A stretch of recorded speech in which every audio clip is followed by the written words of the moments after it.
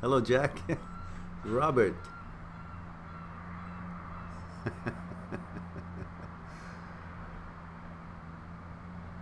Yeah, you're too good at this, Jack. What's going on? Juanpa, thank you for that. M23 Costa Rica. Jack, M23 England. Oh, it's a 23 day.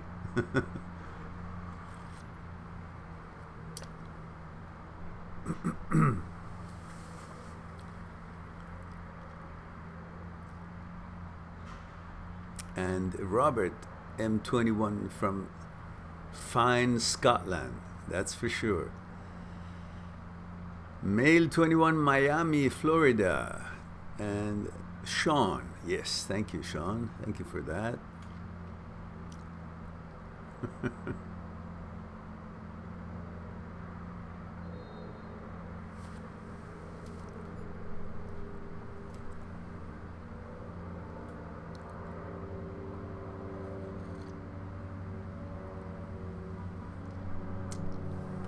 David, hello, David.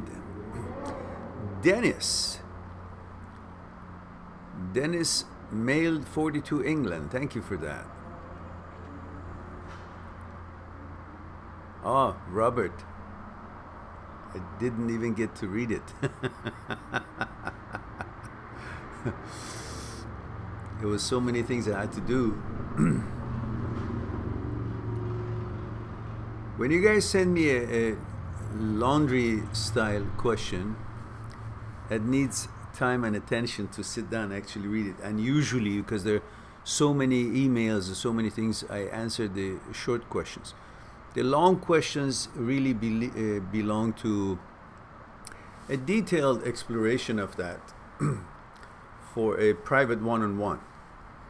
But if I get around to it, of course I will. But this is why I put this up here for everyone, live streaming for free, which there you can write your case, and I would be more than happy to read it as the time permits. But if you send me a long one, like, you know, it takes so long to read it and then write it and all that, it's not, you know, this is what this is for.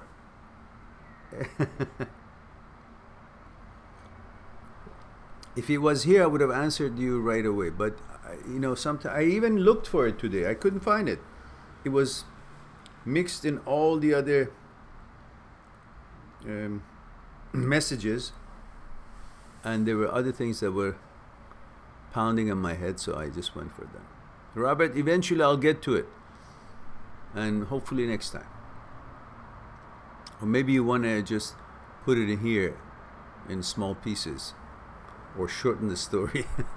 But if you want a long exploration together, then, you know, just make an appointment on the site, talk to me for consultation, and then I'll give you an extra hour, or if you get a half an hour, I'll give you an extra half an hour, and then we'll discuss it. Otherwise, you got to be patient. There's so many other emails that, as much as I want to get to all of them, just not possible. And sometimes I feel like I'm just sitting there and then typing all day long.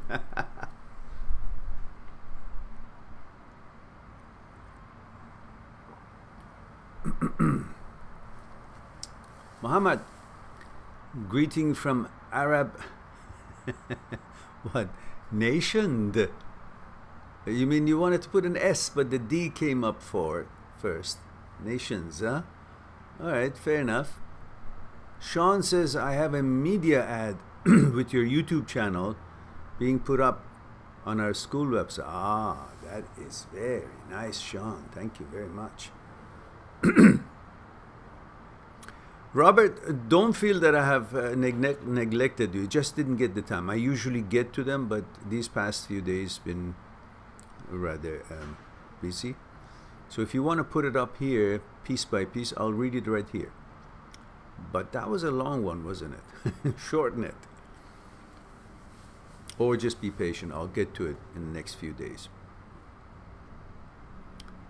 Now, Aftar, hello Aftar. Sean says, can I PM you for detailed PM? What does PM means? Can I PM you? Something message? Private message? Oh yes, sure, of course. Go ahead. You know how to reach me, right? Everybody knows. But you have my email, I guess, yeah? If you put it through my Facebook page, it'll be hard to get to because there's so many messages there, I may miss it. Like what has happened to Robert. It's hard to find it. It's not hard, but it's just, you see so many others there ahead, and then you feel guilty if you go on to the one that you know. So send it to my email. If you go through my site, mind@sixtruth.com, go on talk to me for a consultation page. At the bottom of the page, there is a place where you can put emails, and then I can respond to your email when I get it.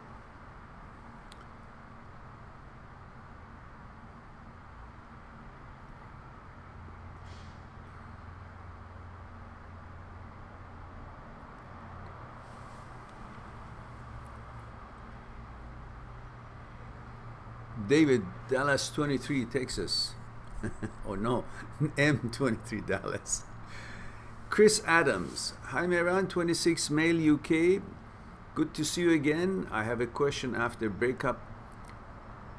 Is it better to focus on yourself or new relationship? Depends what your motivation for that relationship is.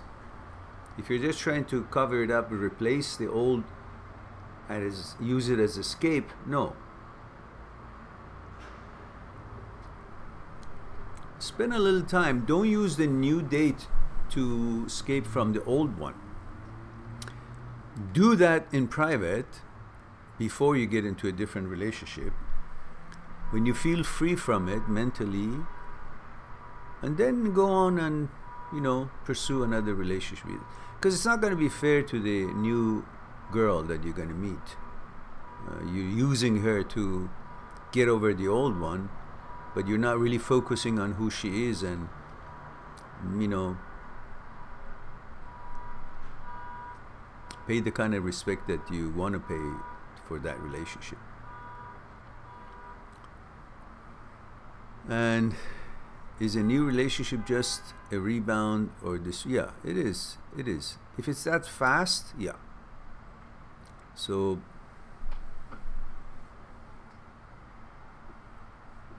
just get on with your life, build your life, feel good about yourself, then go for another relationship. Gary Martin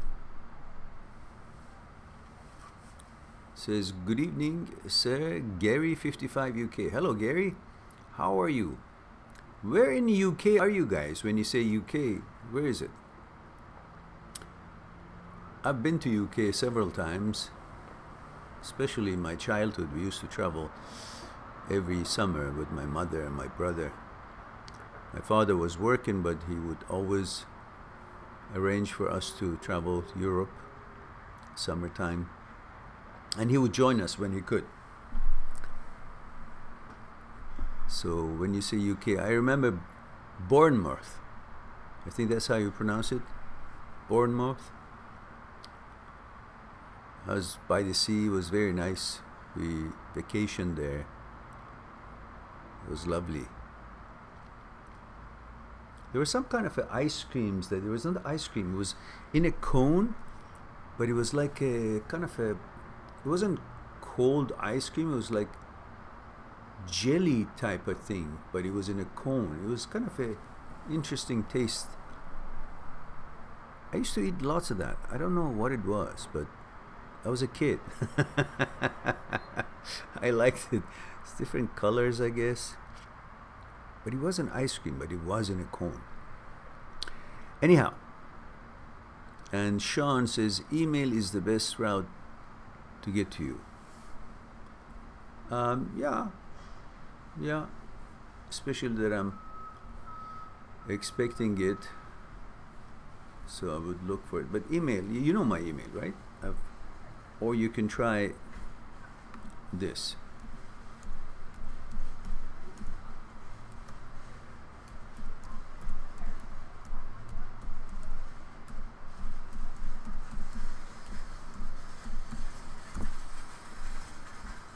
That would get to me. Muhammad, male 29, Arab aggregation. Maybe congregation or something. Congregation. Uncle Mehran, he says, yes, sir. How can we build the stamina, perseverance for goals pursuing? It is easy to lose the determination towards life goals. No, it is not. Well, it is if you really don't see why you're doing it.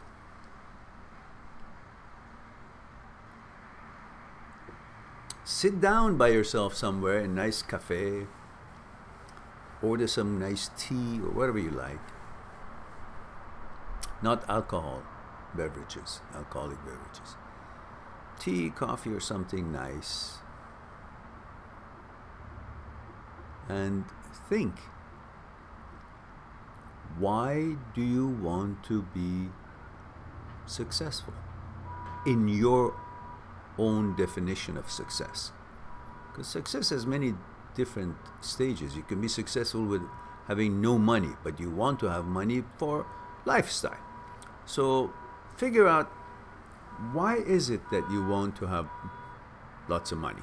Or why is it that you want to pursue certain goal you have in life? Why? Why? Not just that you have to, others are doing, I should do it too, so my family looks, like, oh, our son has done this, or I would get certain kind of a satisfaction from the image the society will see of me. Those are maybe part of it, but why? Why? Could it be because we are in this journey and it'd be nice to have comforts? At least it'll be easier to deal with the challenges of life when you're in comfort. The comfort and money may not solve certain things, but what it does at least lets you sob in it in style. You have no idea what kind of a difference it makes when you're sad, I don't know, about a relationship or lack of something you couldn't achieve, or something you expected didn't go the way you wanted it to go. But you have enough money and comfort to go somewhere on vacation, or go treat yourself to something you want to buy, or something that puts a smile on your face, or be served at a nice restaurant, or just feel like, okay, you know what, I didn't get that, but look, I'm good in my life. I've got things that I want. I'm a good person. I'm kind. I can help people. The feeling of that you can, maybe on a different topic, feeling of that you can really put your hand in your pocket and help someone that you really feel sorry for. Like you really feel he's had or she's had such a bad end of the stick, and you want to do something. Or some children that you see that you really want to help. You really want to make their life better. Or somewhere in the world that you find that you can make a difference by sending a few dollars. It's such a good feeling to know that you're not stuck for that yourself and you can help somebody else. These could be some of the motivations that you want to be as good as you can be in something. Motivations in life for your goals should always include making some money. Because regardless of how humble we all are, and we really don't care about money, but unfortunately we live in a system that the money makes the difference, at least helps us to meet our goals. bring our plans to fruition, do the kind of work that we wanted to do, attain what it is that we have set out to accomplish. So whatever higher values or goals or our motivation is for us to accomplish certain things, to do something good in this world, also make sure that you make some money. If you don't have it, you won't be able to spend as much time as you want to focus on that what you really like and love or found that is helpful to other people. Even if it's just for other people, it's not for you, but you still need money to be able to make that go a step further. Look at us here. You all say that what I'm doing is really valuable, and I have been convinced that it's been valuable to many people around the world. Some people, many people wanted to commit suicide for some relationships and letdowns. And they've all written me and told me that because of the videos, they're good, they're strong, they never want to do that, they're happy, they're on their way, they've recovered, and they're really glad that they got these videos, that they didn't do something stupid, that later on, definitely they would have regretted, but they wouldn't be even here to know that they regret it. On a spare of the moment, some disappointment, which worth nothing, they made a big deal out of it, but through the videos they were able to see it clear and see how wonderful life opportunities are out there for them, far better than what they've even missed. Anyhow, the point is, even though these videos have helped thousands around the world, if I don't have money, I can't continue it, because I have to make ends meet. I got to be able to take care of my own needs, right? So whatever it is that you want to do in life, as honorable, as valuable as it could be, gotta make sure that you take care of that part that gives you the fuel to do all these good things. So this is why you want to continue your goals.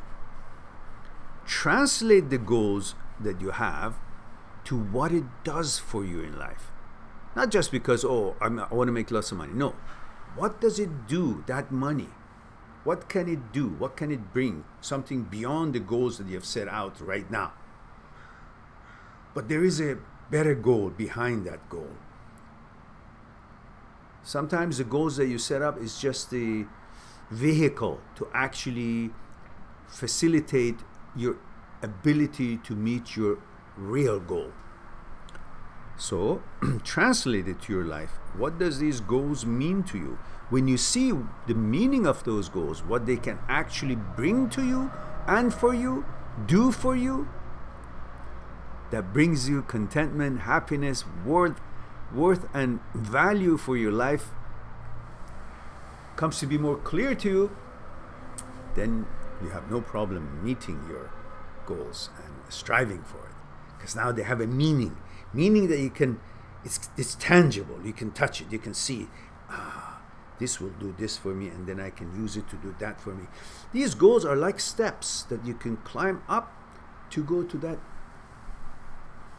other goal that you actually have in mind, but you're not necessarily, you don't know how to get to it. That's why you set up these other goals, and your real purpose is to meet them so you can get closer to bring to fruition that what you really want to accomplish in your life, which is being helpful, being free, being comfortable, being able to solve problems for yourself, for other people, for your family, and have that psychological security by knowing that you meant something, you did something in this world. So you got to translate your goals, and then it'll be easy.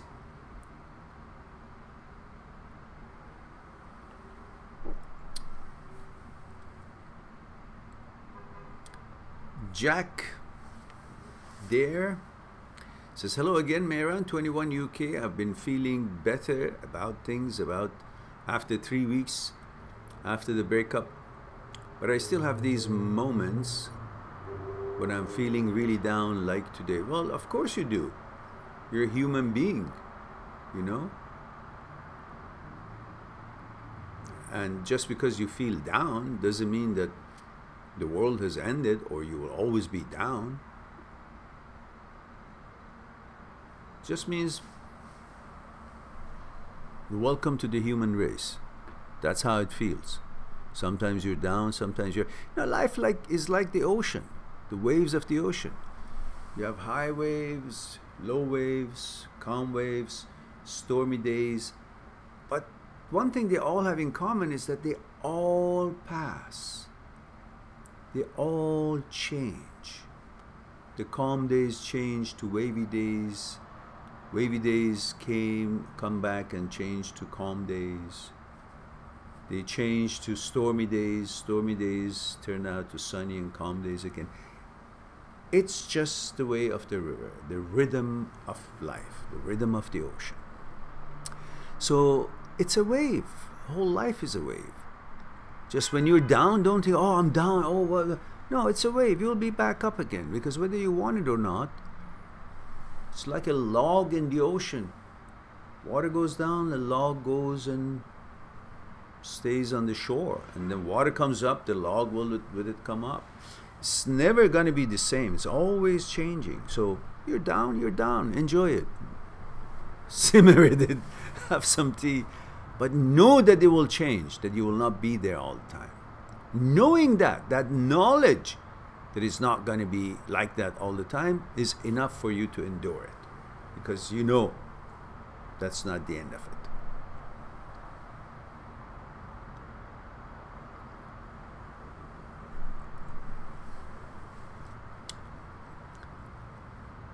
Robert says, went with a girl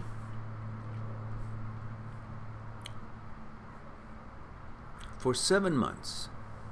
She cheated on me, assaulted me. How is that? Tried to stab me. Oh my goodness, what the heck? Destroyed my car, holy macaroni, and belongings. She got the jail. Who did you go on a date with?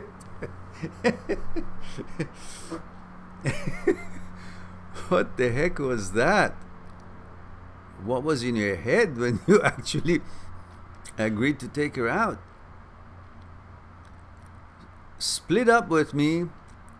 She got with a girl, and now she's with her. All right. But I was still meeting her on the side, having sex with her. Are you kidding me? How can you trust someone who is obviously not balanced? We stopped talking in December, he says, but I still miss her. Are you kidding me? For some weird reason. Sure you are. It is weird. I was really sexually attracted to her. Could that be the issue? Well, in most cases, sex is the reason for why you miss your girlfriend or your ex. And if somehow to you she was hot and sexy and you kind of had that interest to be intimate with her, and the whole problems and side issues would not come to your mind at all, because pleasure covers all that. I mean, it can't be worse than or same as people who go on drugs. They know the drug can kill them. They know that the drug is really bad for their health, kills all their cells, brain cells, alters the functions of their body, their heart, and everything. But why do you think they do that? They're addicted. Addicted to what? Addicted to that pleasure, that momentary pleasure that they receive from that drug, which actually is fucking up their system, but they are not even caring. They're oblivious to that because they're focusing on the pleasure that they need to escape from the realities of life, the challenges that they are not focusing on, take them on head on. Instead, they choose to escape, and that escape is not easy because the challenges, responsibilities is on their head. So what they do, they want to lose their head, something they could not even think about it, something that would take them away from that thought of responsibilities and challenges. That would be through pleasure. And this one would be pleasure through what the drug makes them to be out of it. That they wouldn't care, reduce their sensitivity toward life and responsibilities and all that. That is what they're looking, and that's what they're focusing on when they decide to use that drug. They're not focusing on that it's killing their cells and is affecting their hearts and organs. It's going to fuck them up and kill them one day. That they're going to be addicted and lose their whole life and all the beautiful opportunities that exist in this world. They're not thinking about that. They're thinking about that escape. They're thinking about, then after that escape, they're no longer thinking about that escape because they're not addicted, and they're just thinking about that pleasure, how they get that feeling when they use that drug. Same thing with you. You're not focusing on how bad this consciousness is imbalanced, untrustable, or distrustable, not trustable, and how terrible, how dangerous, how lack of any use of continuation of that relationship is. You're focusing on that sex, that intimacy. The fact that you conquered something that is actually an asshole. And some people think if they can tame an asshole, then they've done something great in their life. But what have they done? The asshole is still asshole. You just came to terms with it to just maybe not be attacked by that person. So which means you complied. What's the honor in that? What have you solved? Nothing. You didn't change the asshole. If you turned her around and she became a normal person, balanced person, well, then you've done something. But you didn't.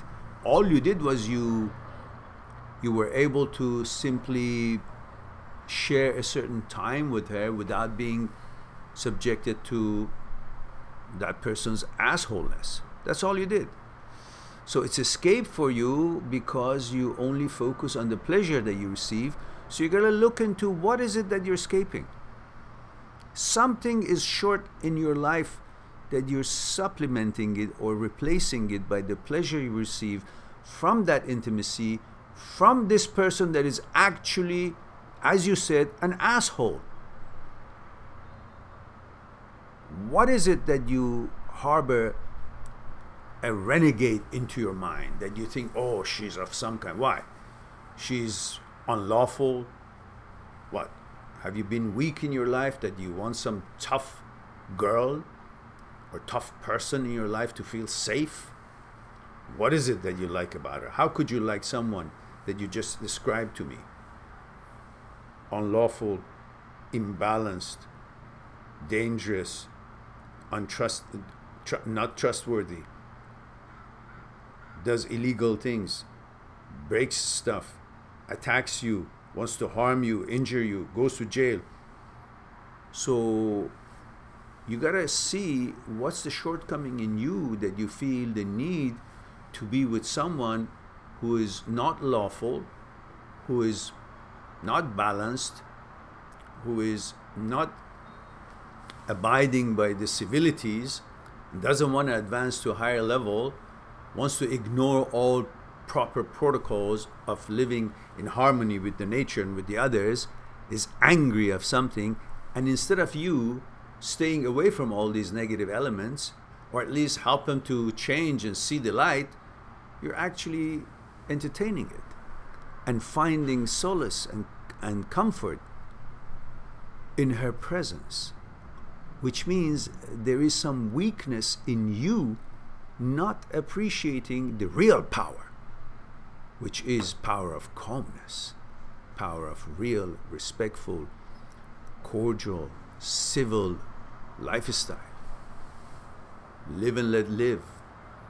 To rely on the law and the civility of our societies and look for the groups that have a positive lifestyle and they do something, build something, make something out of themselves in these lives. Instead, you're escaping from something that you don't think you can do or you don't want to do, and you escape into a pleasure from this person, replacing everything that you're supposed to accomplish by pleasure of intimacy with her, at which time you don't feel you have to accomplish anything. You find her to be the point of strength for you, and the pleasure to be a place where you can forget everything that you need to do and attend to. You got to find that, what it is that you're escaping from.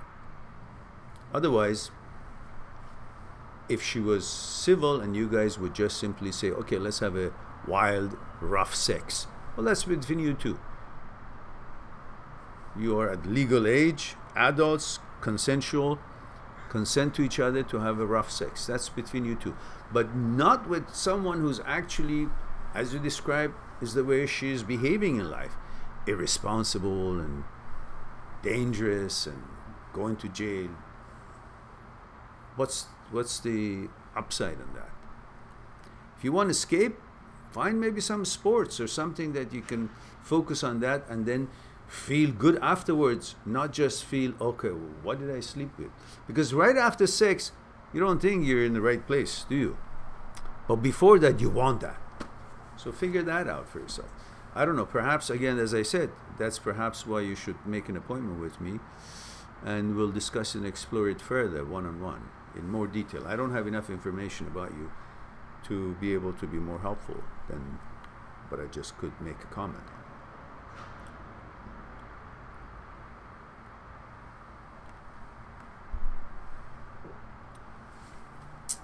Gary Martin says, Kent. Ah, Southeast. Oh, you're in Kent. Which I don't know where it is, but at least I know the name. And Muhammad says, Mehran, do you drink coffee? Is it that bad to health? Well, I don't like stimulants. I never drank coffee in the way people drink coffee. When I drank coffee was in university, and then I drank decaffeinated coffee. Caffeine didn't do well for me. Kind of made my stomach grumble. I didn't like it. And also I don't like stimulants. I like to be free. I like to be sober from all the stimulants. And I want to be feeling sharp and strong without needing something to make myself focus or sharp or anything like that. Because everything brings addiction, certain addiction. And you try, if you're really a coffee drinker who drinks coffee every day, few coffee cups every day, well, if you don't drink it for a while, you might get a headache and things, which means it's not that great. Coffee is a stimulant for a nervous system and dissolves or absorbs in your body slowly over time when you drink it. And it's not a good thing. It's not a good thing. And even there is a heart surgeon who is very famous apparently. There's lots of advertisement. He sells his own supplements and so on right now. And apparently he was one of the world famous heart surgeons. And he's now focusing on nutrition for health. And he, in one of his commercials, said that he doesn't drink more than 1 or 2 cups at a time. And he thinks coffee is a stimulant. And I always felt coffee for me is something that I don't enjoy. I like the smell of it sometimes when I pass by, it's nice. But if I sit there, if I have a meeting in a coffee shop, if it's smelling coffee, I can only endure it for a few minutes. Otherwise I get kind of buzzed up. I become uncomfortable. It's like some things to me is like kryptonite to Superman. Coffee is one of them. I can endure it a little bit, but not so much. So I prefer tea. Even tea has caffeine, but not that much. Not as much as coffee does. And these days I even don't drink the regular tea that I always enjoyed for years. I'm drinking herbal tea, always. All kind of herbal tea I find, and I enjoy the herbs and the benefits for you, but none of the caffeine or theine or something like that. Jack says, an ice lolly. What is ice lolly?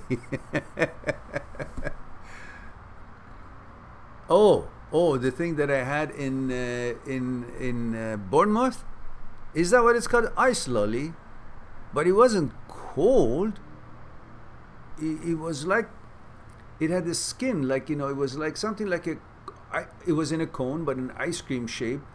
But it was like a skin, like you would, when you bite into it, you're biting into some skin, and then there is whatever it was, I don't know, something sweet or whatever it was. But it wasn't cold. So it wasn't ice cream, but it was, I don't know, it looked like an ice cream. Anyhow, Jack, thanks. Batur Baris says, hey sir, enjoy your tea. Thank you very much. I am Batur. Guys, if you haven't liked this live stream, please do like. And if you haven't subscribed, please do subscribe.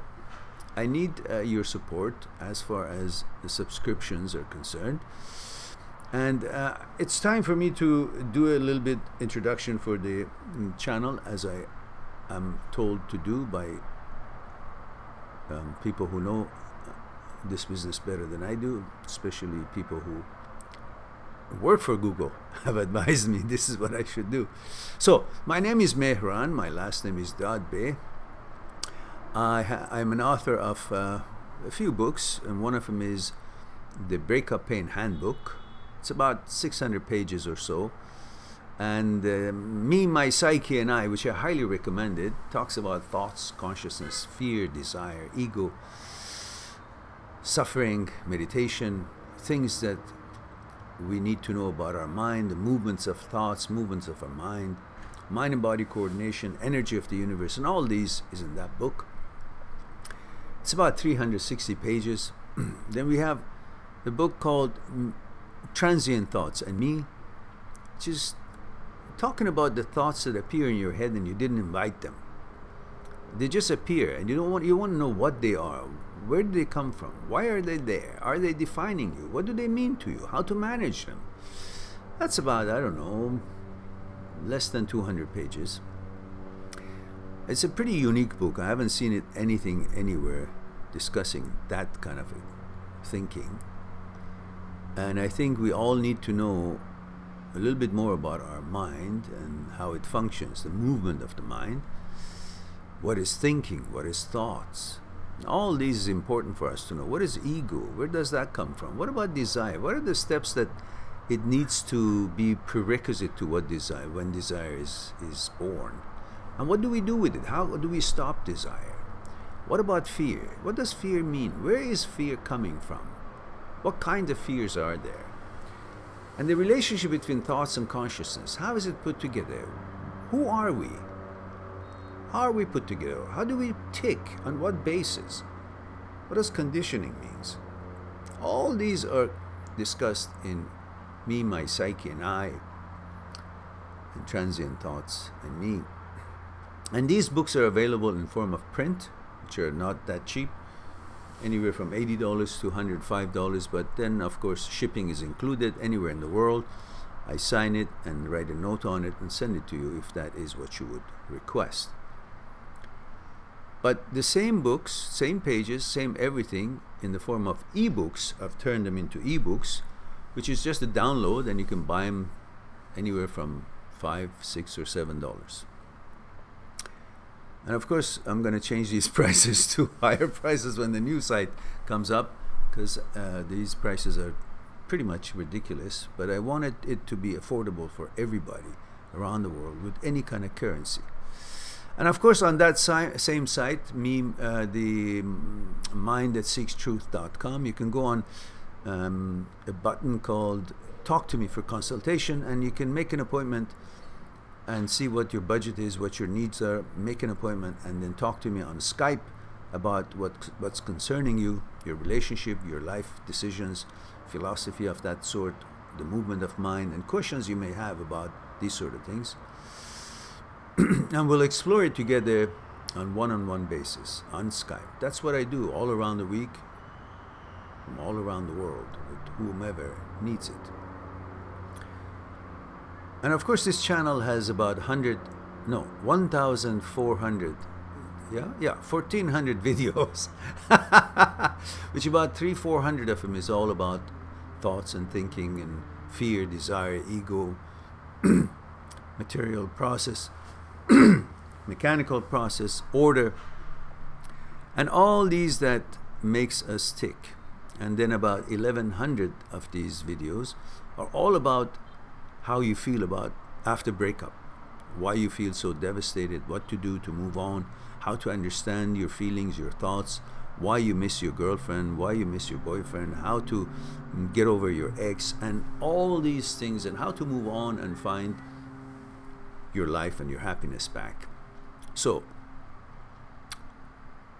now that I've said all that, let's get back to what we are doing here.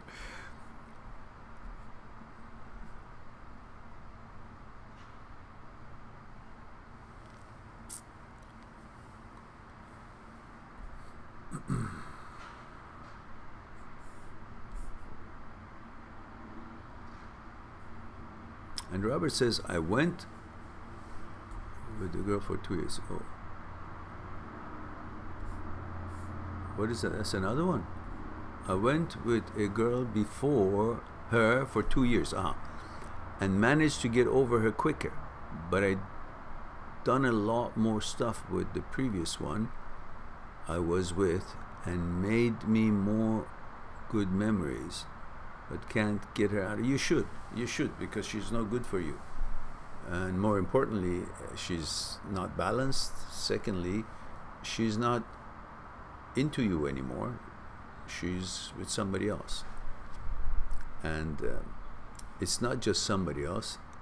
It's a different gender that you are. Therefore, you have really no chance anymore. It's not like she's gone with another guy and maybe you wait and she will maybe, I don't know, you guys decide, maybe she'll change her mind or something like that. You know, these kind of hopes that people have after breakup. She's actually now with a girl, which means she's not just not interested in you, she's possibly not interested in men, which that would make it more difficult for you to even entertain the idea of waiting for her or getting back to her and so on. Plus the fact they shouldn't get back to her because of the way she behaved with you when you guys were together anyhow. So I think you need to understand, just as you got over the girl that you were with before this one, and you went with her for 2 years and still got over her, then you can also get over this one very much. But you're so, I think you have a little bit of you should have a little focus on you being at a bit of a weak-minded time of your life for the reason that you're not able to think that you can be independent and happy without this girl or that girl, just to build your life and focus on what you want to attain and accomplish in this life, and instead you're thinking that your accomplishment would be if you're with this girl. This girl is not an accomplishment. It's a relationship, and a bad relationship of that. So sad that. So I think you need to focus that the reality is that you can get over her, you just don't want to, because you somehow think that nasty person that wasn't treating you right and you had all these problems with is a challenge for you. And if you kind of bring her to like you as if you have scored a point or you have gotten some kind of affirmation, or get your affirmation from your accomplishments in life, not from some asshole who actually is not that positively effective to the quality of the world. But yet somehow you find her to be of some instrument to make you feel good about yourself. Just think about it. You can make yourself feel good about yourself by being a positive force in the universe, in this life, help others, accomplish your goals, and be a positive member of the society, and feel good about yourself independently, rather than feeling good about yourself by being with someone who's actually imbalanced. The way you explained to me, that can only explain an asshole. Provided that you haven't been doing something weird or crazy to cause her, I don't know, to defend herself or something. But nevertheless, her behavior, the way you explained to me, was just totally imbalanced, and you should have just simply gone to police, which you probably have, and that's why she went into jail. So find out what your psychological hang-up is that you think actually being with her will give you anything other than diminishing you in value, and instead you think it will give you value. Well, that's the part you should be focused on. So obviously it will be easy for you to get over your ex because you did before with the relationship 2 years. This one, you should find out why this is not a good choice for you in life, and focus on wonderful opportunities and a decent relationship, balanced relationship, a positive relationship, constructive relationship with someone that you can build a life and be a good addition to the community that we all live in. And don't support behaviors, negative behaviors such as this one. Instead, focus on people who value life and manner, protocols, behavior, positive exchange of energy, and so on and so forth. All right, I think you get the gist of it.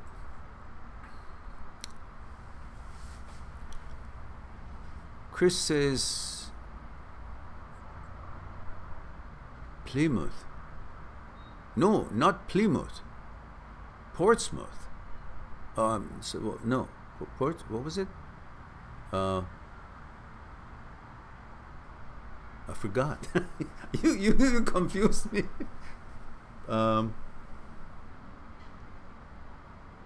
Bournemouth? I forgot. I don't know. I have to find the recording of this to know. Chris says Plymouth, southwest, not too far from Bournemouth. Oh, Bournemouth. Oh, I see. Cornwall is nice if you ever visit again. Thanks for answering my question. You're quite welcome, Chris. Jack says you missed my question. Did I? I didn't. Of course I didn't. Where were you when I was talking?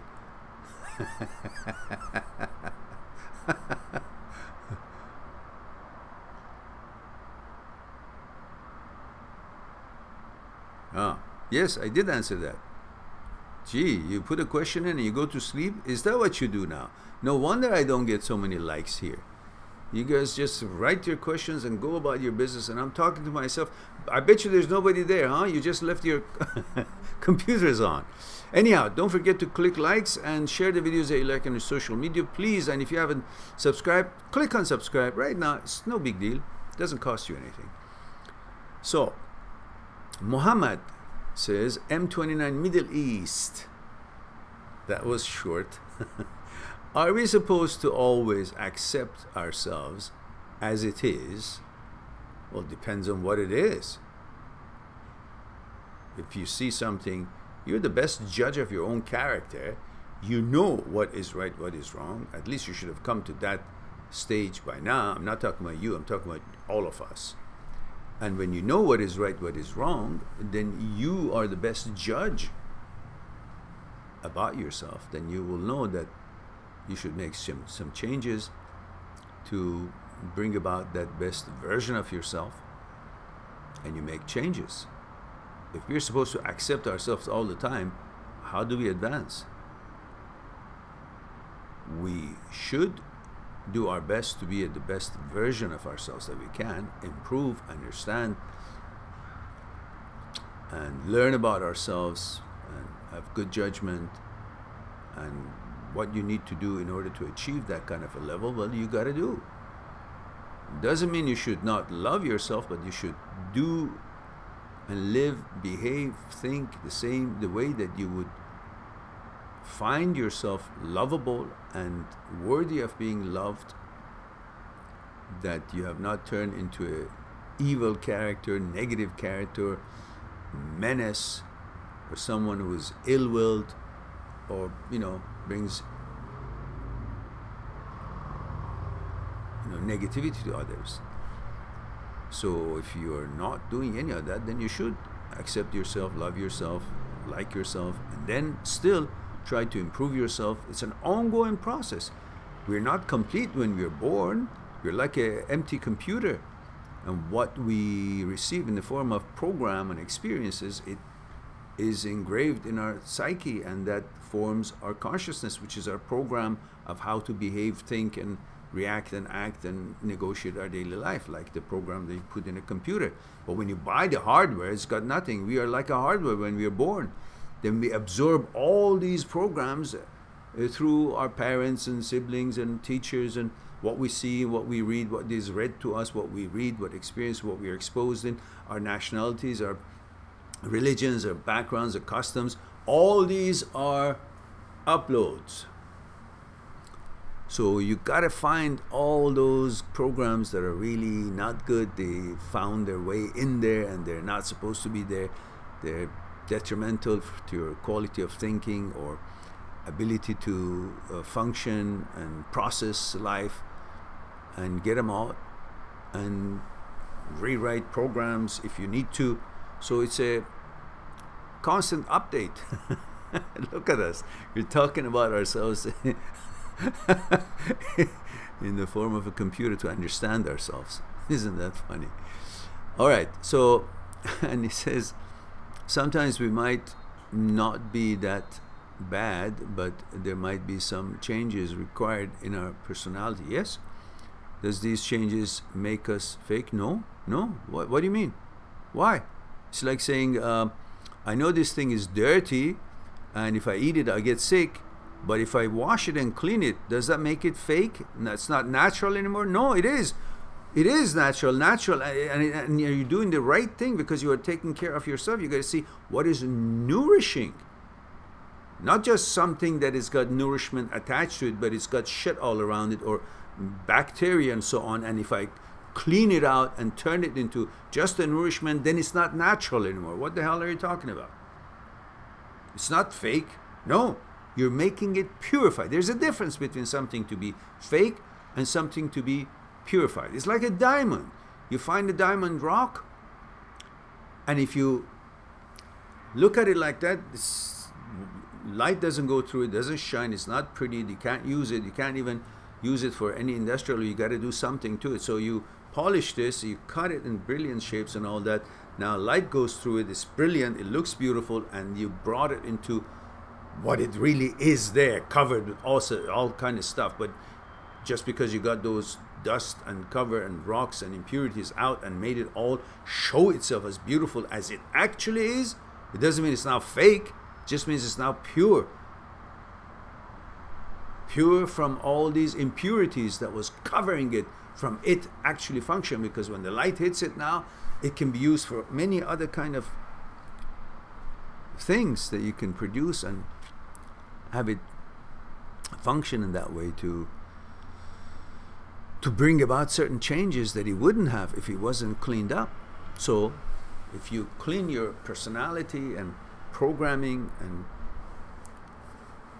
bring yourself to a better version of yourself, you can be a stronger person, more clear person, more knowledgeable, more aware in your consciousness, and you know more about yourself and how the world goes around, how people are made and they tick, and how to help the society and help yourself and attain your your goals and bring about the accomplishments that you set out to. And that's good. That's not fake. That's actually finding yourself. Some people say, I want to find myself. They really don't know. They just keep going around the world and just go to this party and that party. Is like actually looking for themselves. No, find yourself means actually see who the heck you are. How are you put together? What are you made out of? And that is what we're talking about. You want to find yourself? Come to this channel. Read Me, My Psyche and I. Figure out what you are. What is your center? What does that mean? You, who are you? How did you become the way you have? What are the elements that have been instrumental in making you who you are? The views you have. Do you see everything? Are you just tilted toward one side, a certain kind of a philosophy or belief because that's what you've been inputted? That's what you've been conditioned to think. That's the only way to look at things. And therefore you're not clear. But when you actually learn about yourself, why and how you became the way you have become, what are the elements playing the role of the things that make you function, feel, act and react the way you do, ego, desire, fear, pleasure, thoughts, consciousness, how are they all come about, the history of it, then you're actually helping yourself to find yourself, to know who you are. And then when you do know who you are, how you're put together, then you actually know how to deal with the things out there, on what angles, how you can fix all these things, the effects of things that you don't want it to affect you. How can you get that out of your head and free yourself from all those controls, which the biggest control is the way your own mind controls you. And how can you free yourself from that? By understanding what is thought, what is consciousness, what is fear, how is it born, desire, ego, all of that. How do they play a game in making you feel the way you do, and should you or not? But by knowing all these knowledge, and you can free yourself from many things, including the bonds that your own thinking, your own thoughts, your own consciousness puts you in. Now, okay, don't make it that excited. Let me go on to the next one. And Muhammad says, we all like and admire you, Uncle Mehran. Greetings from the land of the sand. Okay, Muhammad Jan, thank you very much. I appreciate the love. And thank you. I am delighted and honored by all you good people's wonderful energy towards me, and I appreciate that. I'm humbled by it. Roman says, I'm happy to see you again today, our master of positive energy. Hello, Roman. How are you? Roman, male, 32, Israel. And hope that you've had a good day yesterday at work and you are in tip-top shape and good spirit today as well, Roman. Roman says, I hope you will reach 100,000 subs this year. Wow, thank you. That was a good prayer.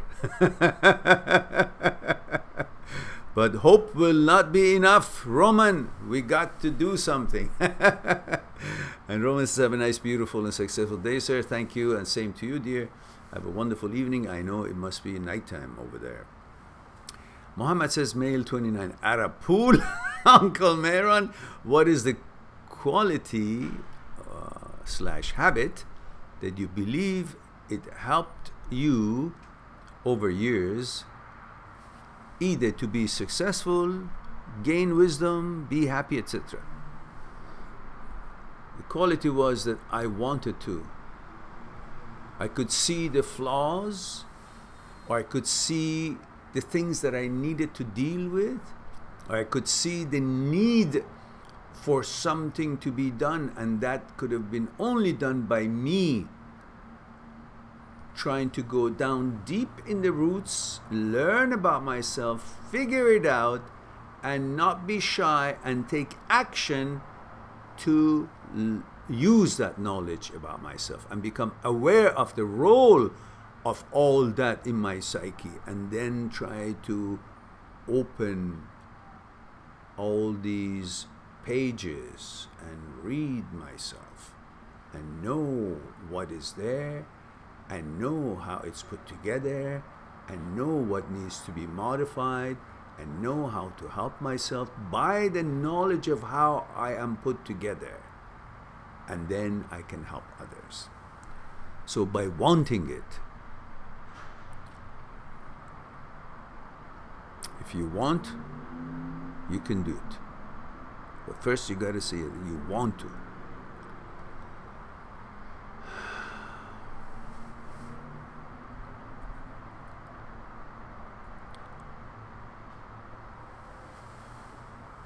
And the idea that we are complete is a wrong idea. We should know that in this world that there's so many opportunities, so many possibilities.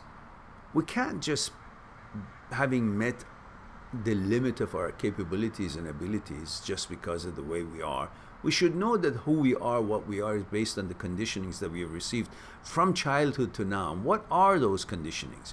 What are those conditionings and values that has made you to be who you are compared to what you think values of today, the values that you want to be represented by, you want to be influenced by? The difference between the values that you've received that have shaped you the way you are and the values that you think you should be receiving now that you are at a certain age that you can analyze things. Should you still keep some of the values that you have received since childhood? Now that you're older and you can analyze and see the value of it, worth of it, and merits of it, and then decide, no, I don't want those things, I want to change them. I can see that they're not good, but I was a kid, I didn't know better, and I was being fed these programs by the people who thought to them that was important. Why do they think that was good and right or wrong? And why did they stay with it? But they had their own reasons. But what kind of a knowledge and intelligence they had, what kind of conditionings they had, that they agreed to whatever it was that they believed in, and they made me also to believe it. Now I am in a position to make that decision for myself. Let me see the conditionings that I've received from all tangents and all angles. Let me review it. I want to be the judge of it. I want to receive and make decisions on what I will hold of what I have received and been programmed, and what I will not, and modify it. And that is how we can advance. Otherwise we will be just like a human being of 10,000 years ago, 2,000 years ago, still following the same thing without really thinking, why am I conditioned that way? What for? It's not beneficial to me anymore. Maybe it was to my, I don't know, 2-3 generations past, but not to me, because everything in this world has changed and become what it is now that it wasn't 500 years ago. But why am I still carrying the beliefs and ideas of 500 years ago? I should also modify it to a certain level, the things that I think should be modified, and perhaps not the things that I don't think it should be modified, and they're still, serving me well and helping me and making me stronger and all that, so forth, according to my needs. But I guess I have to have a saying in it. I can't just simply say, okay, this is what I am, therefore, how many times you buy a computer and it has a program, but then you learn about programming and coding and you become an expert in it, and you say, hey, I want to change that code here, and I want my computer to function in this way and have these other bells and whistles as well. So you modify it according to the new stuff that couldn't be thought of when that programmer started that programming years before, and that you're still using it in your computer. But you learn about it, you see that it's got flaws, and then you change it. The same thing with us. We're put together as some kind of a replica in many ways of our many years ago ancestors. Some of them are valuable and worthy to keep them and protect them, and then some of them need to be, kind of reconsidered. So these are the things that we should focus on and get motivation from to advance ourselves and want to better ourselves to a different level. Anyhow, it's a long discussion that we can have, but perhaps it's not the place or the time here. Johnny B. Good says, hi Mehran, 29, Male, California, USA. Thank you for that, Johnny. Let me have a sip of tea. You guys get me talking sometimes. Obviously, I can't drink tea.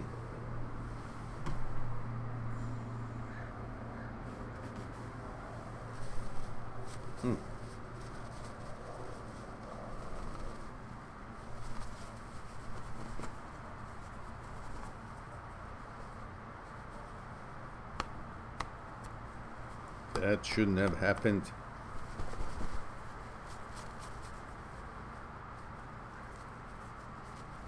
Clumsy boy. Can't even drink tea.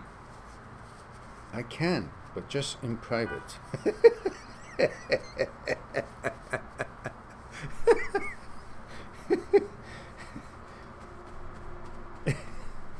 Okay, we're safe.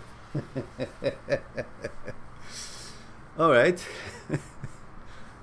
See, this is what happens when I talk a lot. I can't drink tea. Now, Johnny Begood says, here it's been a few months since my breakup, and I love and miss her. How can you love someone that broke up with you? Is that love? Honestly, guys, think about it.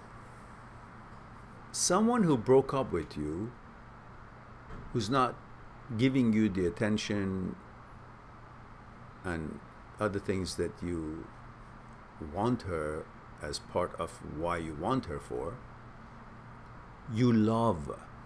Why would you love? How can you love someone who broke up with you or doesn't want you? Don't you have respect for yourself? Why should you want someone? Why? Think about it. Why?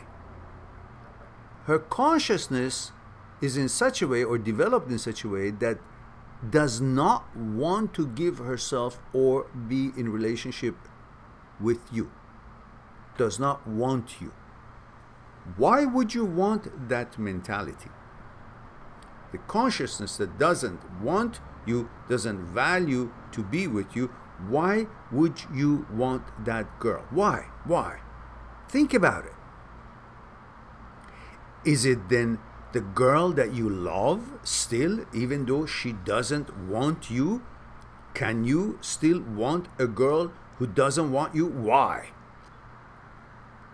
So it's not really her consciousness that you want, because her consciousness doesn't want you. And why should you want a consciousness that doesn't want you? It doesn't make sense. So what is it that you want her for?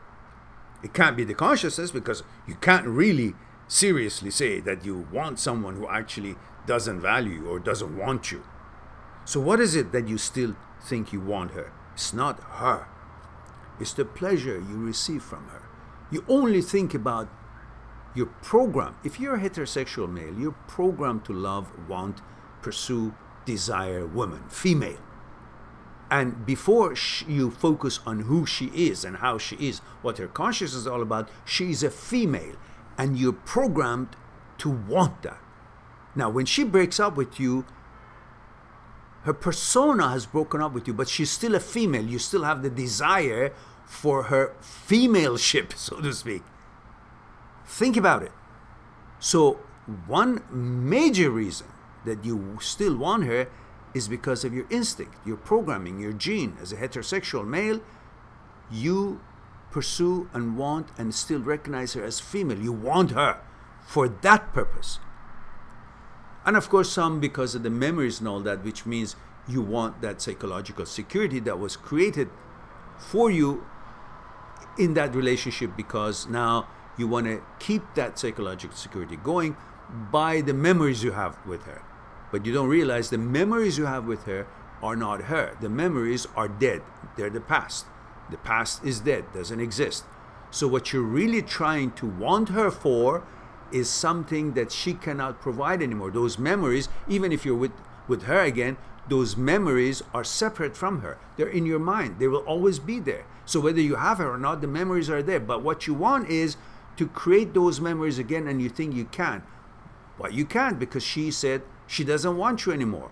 So therefore, she's not the same person that you made those memories with. If she's not the same person that you made those memories with, why do you want her? It's not her that you want, it's that sexuality, it's that pleasure that you receive from her, it's that psychological security that you created in that relationship with her, which they're all in the past. She's no longer the same person as she used to be when you guys had that relationship. So there's no telling that if you still will have the same kind of a memory or experience with her if you got back with her. Especially now that she has said she doesn't want you, that means she's changed. And you made those memories with that person, which is changed now, which means she's not that person that you made those memories with. So this new person obviously is not going to be the same as the person that you used to love.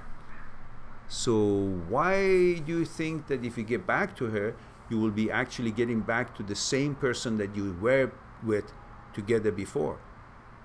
Because if she was still the same, she wouldn't have broken up with you. The fact that she's broken up with you, that means she's changed. And you want the girl like the way she was, but she's not the way she used to be. So why do you still want her? Because you don't realize that she's no longer that same person that you used to be with. You think she's still the same person. She's not. Just by the mere fact that she has separated from you, that tells you she's no longer the same person. Then getting back with her doesn't bring you that same kind of psychological security. It just brings you closer to that physical intimacy, which still will not be the same because her thinking and her feelings are not the same. That means she's not the same person. So you'll be like making love to a person that you really don't know. It's not that same person that you think if you're with her and make love to her, you will feel the same. You won't feel the same because you would be making love to a person who is no longer the same girl that you used to be. If you can understand this, then you will say, okay then, so I'm attracted to her even though I know she doesn't want me anymore. That means she's changed, she's a different person, she has a different mentality, different interest. Then logically, I shouldn't be able to be in love with a person who actually doesn't want me because there's really no reciprocation. So why is it that I still want her? Because I am geared and programmed to pursue a female, and she's still a female, and the pleasure is what I'm seeking. And whenever I think of sex, which a heterosexual male thinks of sex, well, everybody maybe does, but I'm just talking about this instance. So focus on, I'm trying to deliver something, so I'm not trying to be covering all kind of relationships. Just one relationship, you switch it around to your kind of relationship, and it will be true in your case as well. So if now, having gone through that, I forgot what the heck I wanted to say.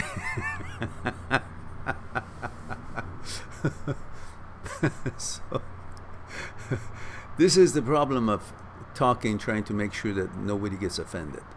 There is no intention of offending anybody here, but I can only speak about one kind of relationship as what the caller has requested, and then when I want to make sure that everybody would be able to apply it to their own type of relationship, then I lose the train of thought.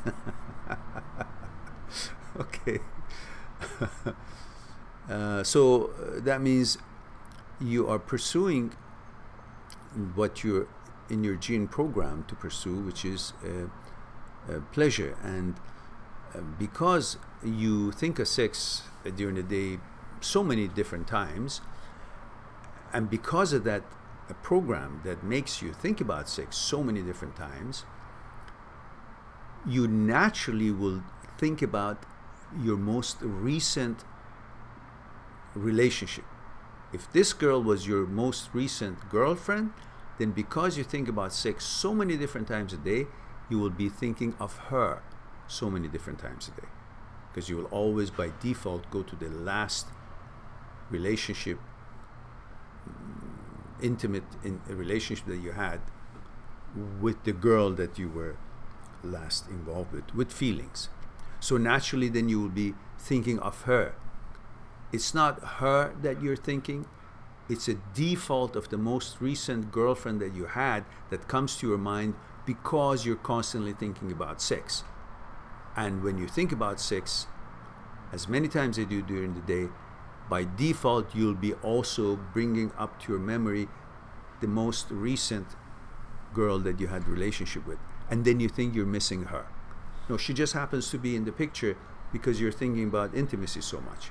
And of course you do add that up to the memories you have of her, the feeling of, you know, heartbreak that you have, that you miss her and all that, all the order that you had with her, you had created with her, all the things, the mechanical process, the stuff that you used to do together every day, all the places you went, all these memories are there, which they created an order, and through that order that you created together, through that relationship, your mind had created a psychological security, a certain kind of a security. It had a home. Your mind finds order, finds home and security in the order. And that order was created between you and her because of the things that you guys did together for a while when you were together. You created that norm of doing things from morning to night, and that created that number of things that you were involved in, sports or cinema, dating, lunch making, whatever stuff that was going to work and meeting other people. The stuff that you were doing had created a certain order, and that order had created certain security for you, and that security is what you're missing. And the fact, plus the fact that you're thinking about sex all the time, and by default you'll be thinking about the most recent girlfriend that you were with, and then you think it's all about her. It's not about her. It's about the security that your mind had found in the order that you had created with her through the mechanical processes that you guys were involved together in your relationship, and plus the fact that you think about the sex all the times and the memories and so on, obviously. But none of that is real. The memory is not real, it's all dead. She's changed, she's no longer the same person. That really it's impossible for you to think that it is her that you're missing, because she's not her as you knew her. She's changed because she broke up with you. And of course, the sex is a default thing, that, and the fact that you think about her is because of your program in your genes to pursue a female, and she's a female, and you know, you're pursuing pleasure, and that's why she comes to your mind. All of that will explain to you why is it that you miss her so much. And it's not necessarily because who she was, because who she was is no longer the person that you actually really admired and fell in love with and liked, and you were hitting it off okay because she broke up with you already. That means she's no longer the same person. If she was, she would still be with you. Now, I'm going to have some tea without spilling on my jacket. Success. Banzai. Now, Nasro says, my dear Mehran, good to see you again. Nasro 21, Atlantic, New Jersey. Well, Atlantic City, New Jersey. Hello Nasro, good to see you, dear. Again, I remind you guys, if you haven't clicked on like, please do. If you don't like, don't click on anything, just mosey on out. If you haven't subscribed, please subscribe. And I appreciate every one of you who's here and helping us to grow.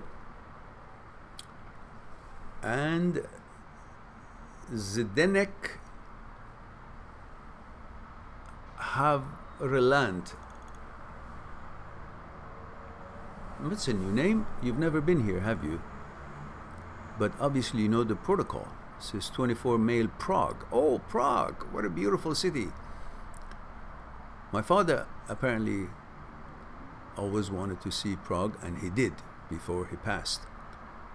And it's a beautiful city, I hear.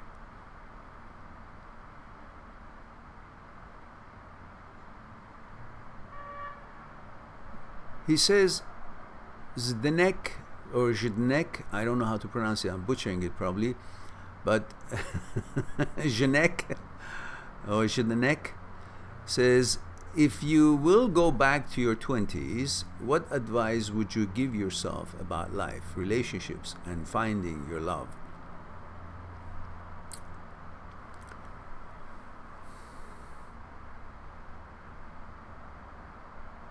Somebody asked that question from me before, and I did give a good answer, but I can't remember what I said then.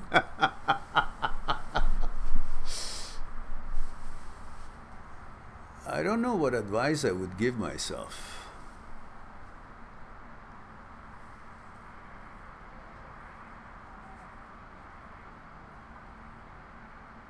I'm happy the way I lived. And the only thing I can tell you is this. Live life in a way that you will enjoy it 2 times. Live life, do things, be involved in things, make decisions. In other words, live life in such a way that you will enjoy it 2 times. One is when you make decisions to act on or to do the stuff that you do. Make decisions, think it through, think deep and judge well. Make decisions that when you make such decisions would be in such a way that you will enjoy the decisions you made. And once you enjoy it, when years pass and you look back and you're still happy with the decisions that you made. So live life in a way that you will enjoy it 2 times. One when you actually live it, and one when you look back and see how you lived it. Which means think deep and judge well. Persevere.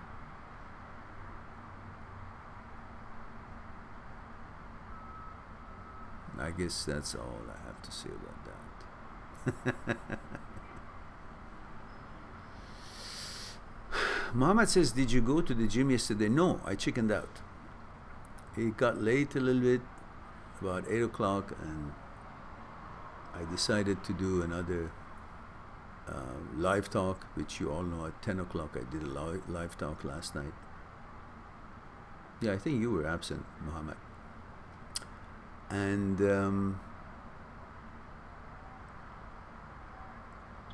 that's it. I did some pondering and watched some stuff and news and stuff that I like to watch. And no, I didn't. So I hope to go tomorrow, Monday night. And Zhenek says, 24 male Prague, do you think that is it normal if men at my age need a lot of love and desire love, and why people after breakup feel empty and without their identity? Well, I just spoke about it, and it is perfectly normal for you to want love, desire love, and that's the way we human beings are. Whether you're male or female, you want love. And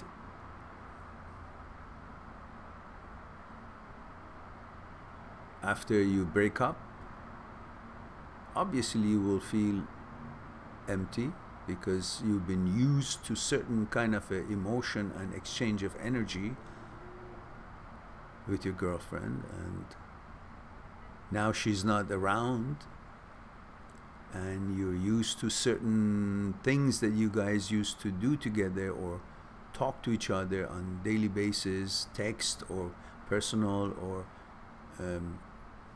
doing things, going places, discussing things, and that had created a certain norm, certain rhythm, and that rhythm, when it's broken by a breakup, you kind of lost, because your rhythm, your order, the norm of things in your daily life is broken. You kind of trying to find your bearing. Okay, now I used to do this, but now I can't do it because we used to do it together, but she's not there, so I feel empty, I feel rejected, I feel like all of that goes through your mind, which none of them is true. There's no rejection, no nothing. It's just the changes that people go through in their daily life. Like everything else changes at every second, every nanosecond, things are changing. But those changes are not so visible, but the changes are taking place nevertheless. And then once you actually see that change transform into certain physical arrangements or certain order of your life, then you feel that change to be not a tolerable change, a change that has shaken the balance of your boat. And that's when you feel uncomfortable. And this is what you feel. Otherwise, it's not your identity, nothing has changed.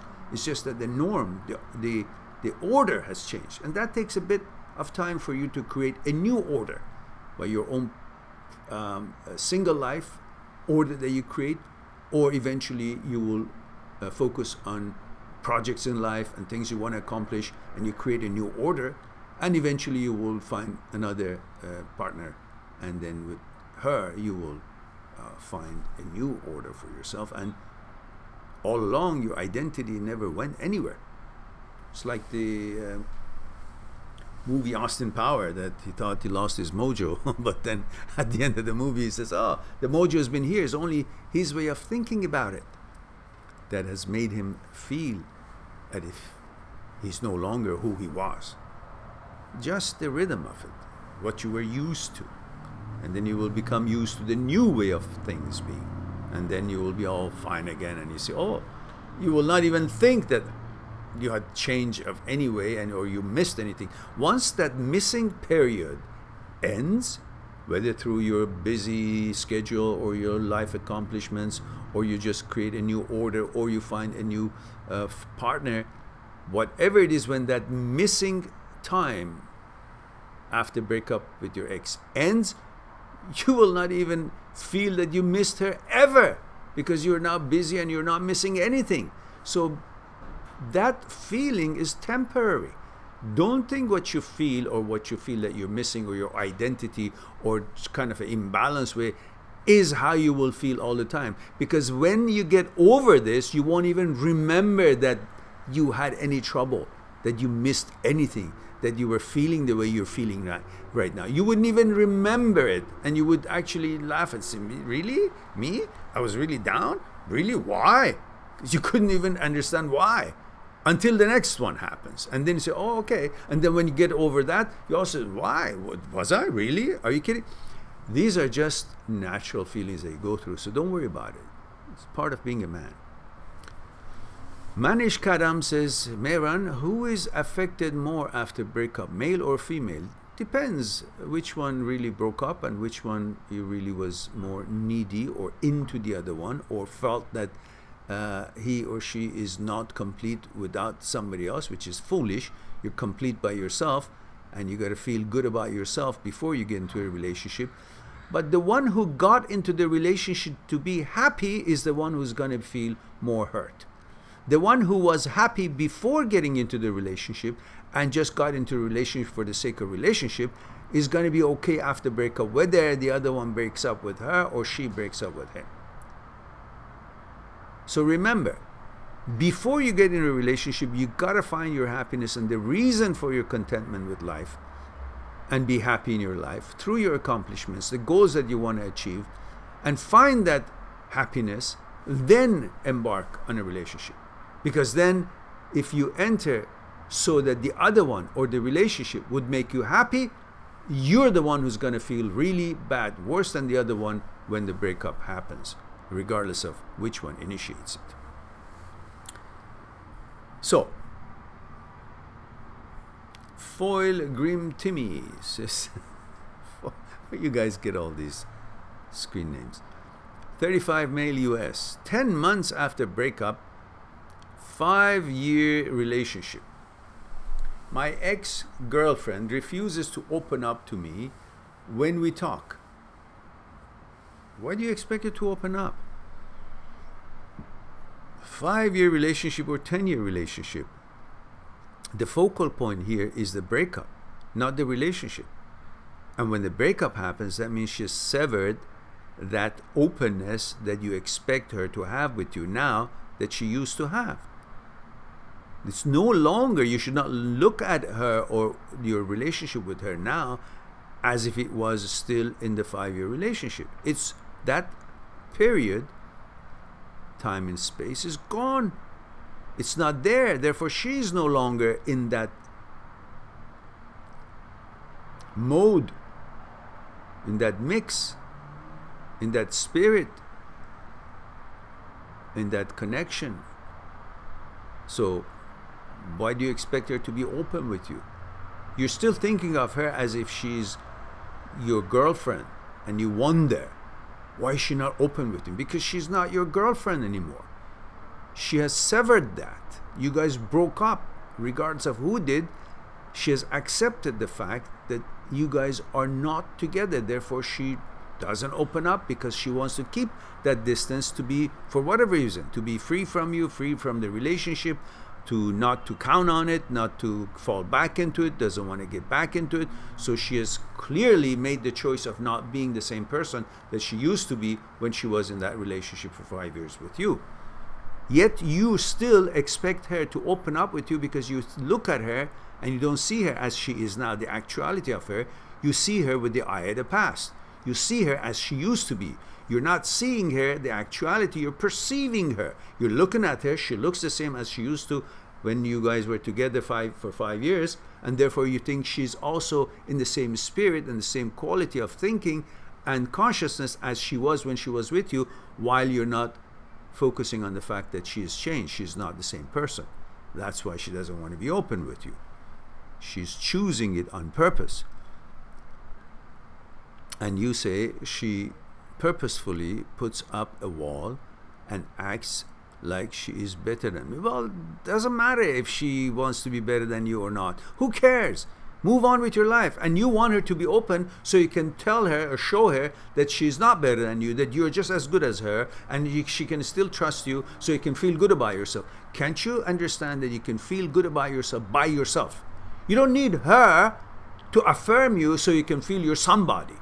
That's why you think she thinks she's better than you, because you believe she's better than you. Why? Because you need her to affirm you so you will feel good about yourself. Otherwise, why would you want her to open up with you to feel that she's not better than you? You don't have to think she's better than you, because she's not. Nobody's better than the other one. You're just as good as you want to be.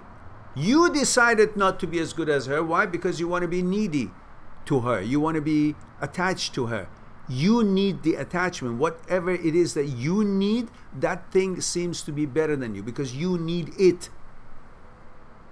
Even an apple you want to eat. When you're hungry, you see the apple, you value and respect the apple, you want the apple, you desire the apple because you think the apple is better than you. Why? Because you need it. The apple is not better than you. You're a human being, that's an apple.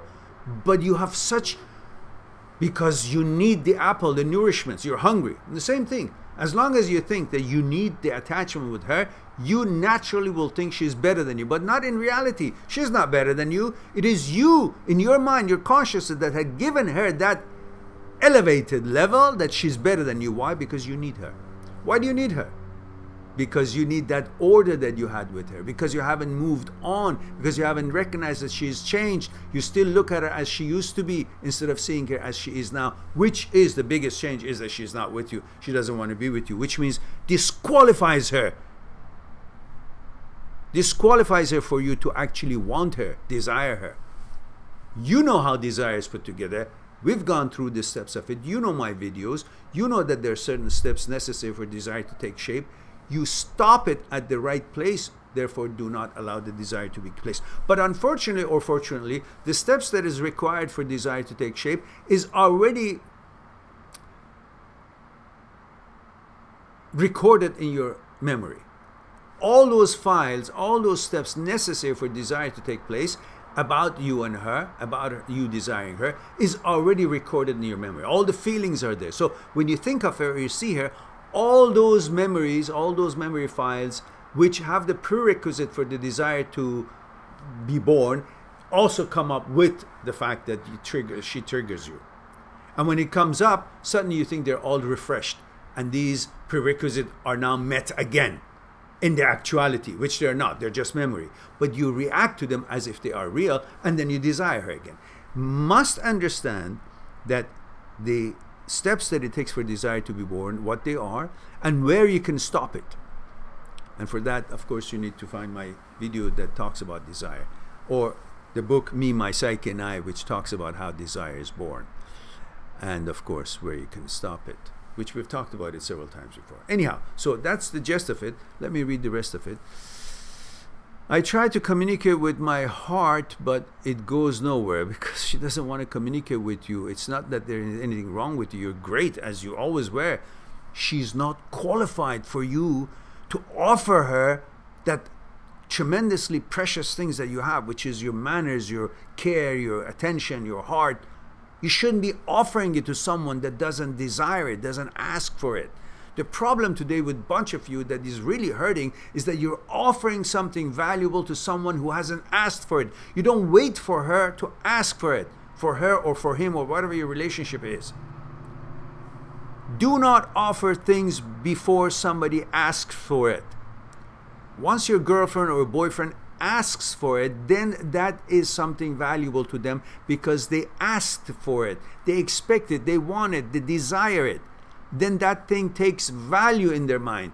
But if you just offer it to them because you want them to like you, but they haven't asked for something from you, therefore then you will feel they're better than you and you will find attachment to them, but they haven't yet. So don't offer. and see if she qualifies for that, what you want to offer her or not. And she doesn't qualify. Why? She's broken up. She's not with you anymore. So why do you offer that communication from your heart? You shouldn't. You should see it for what it is.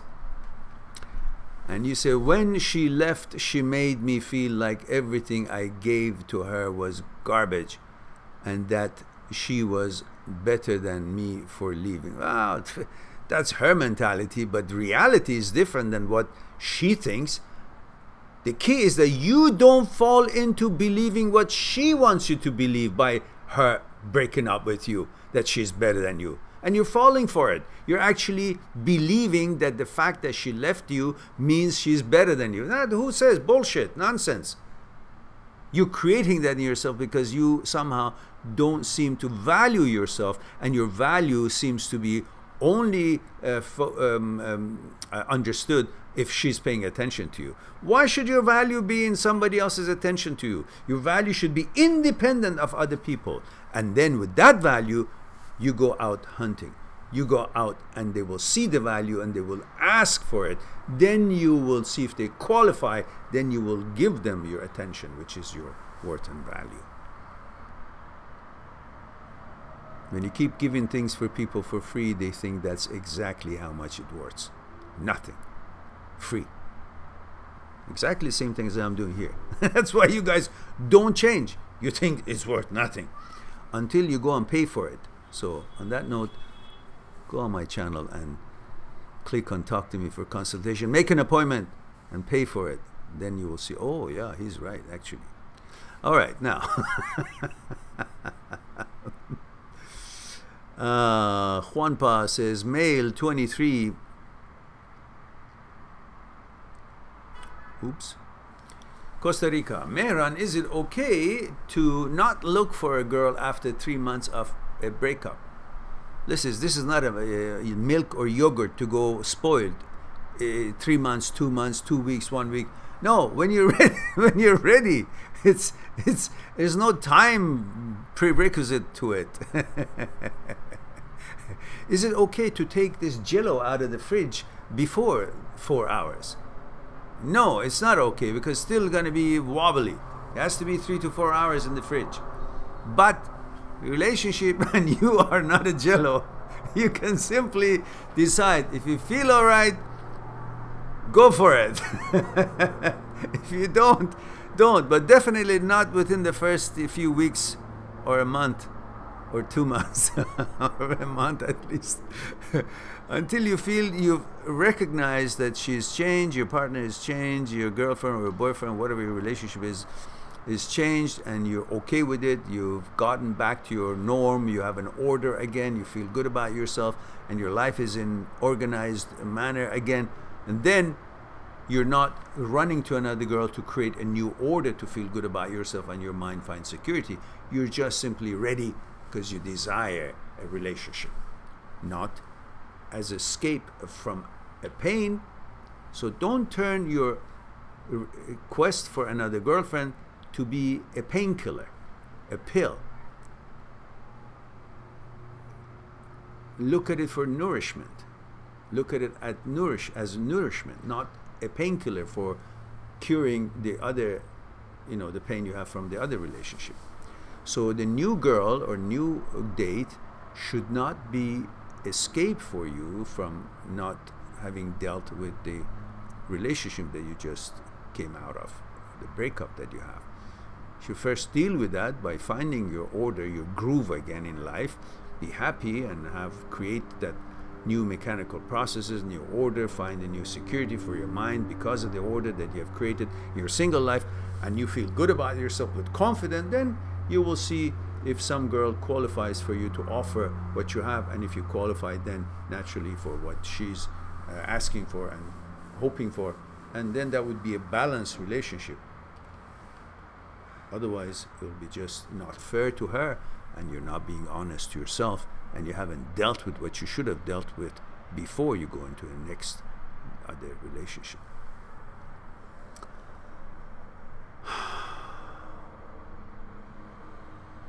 And he says, I feel very good on my own and I don't want anything serious, but I am not sure if I'm just lazy or the fact that I haven't been able to meet someone is not helping me.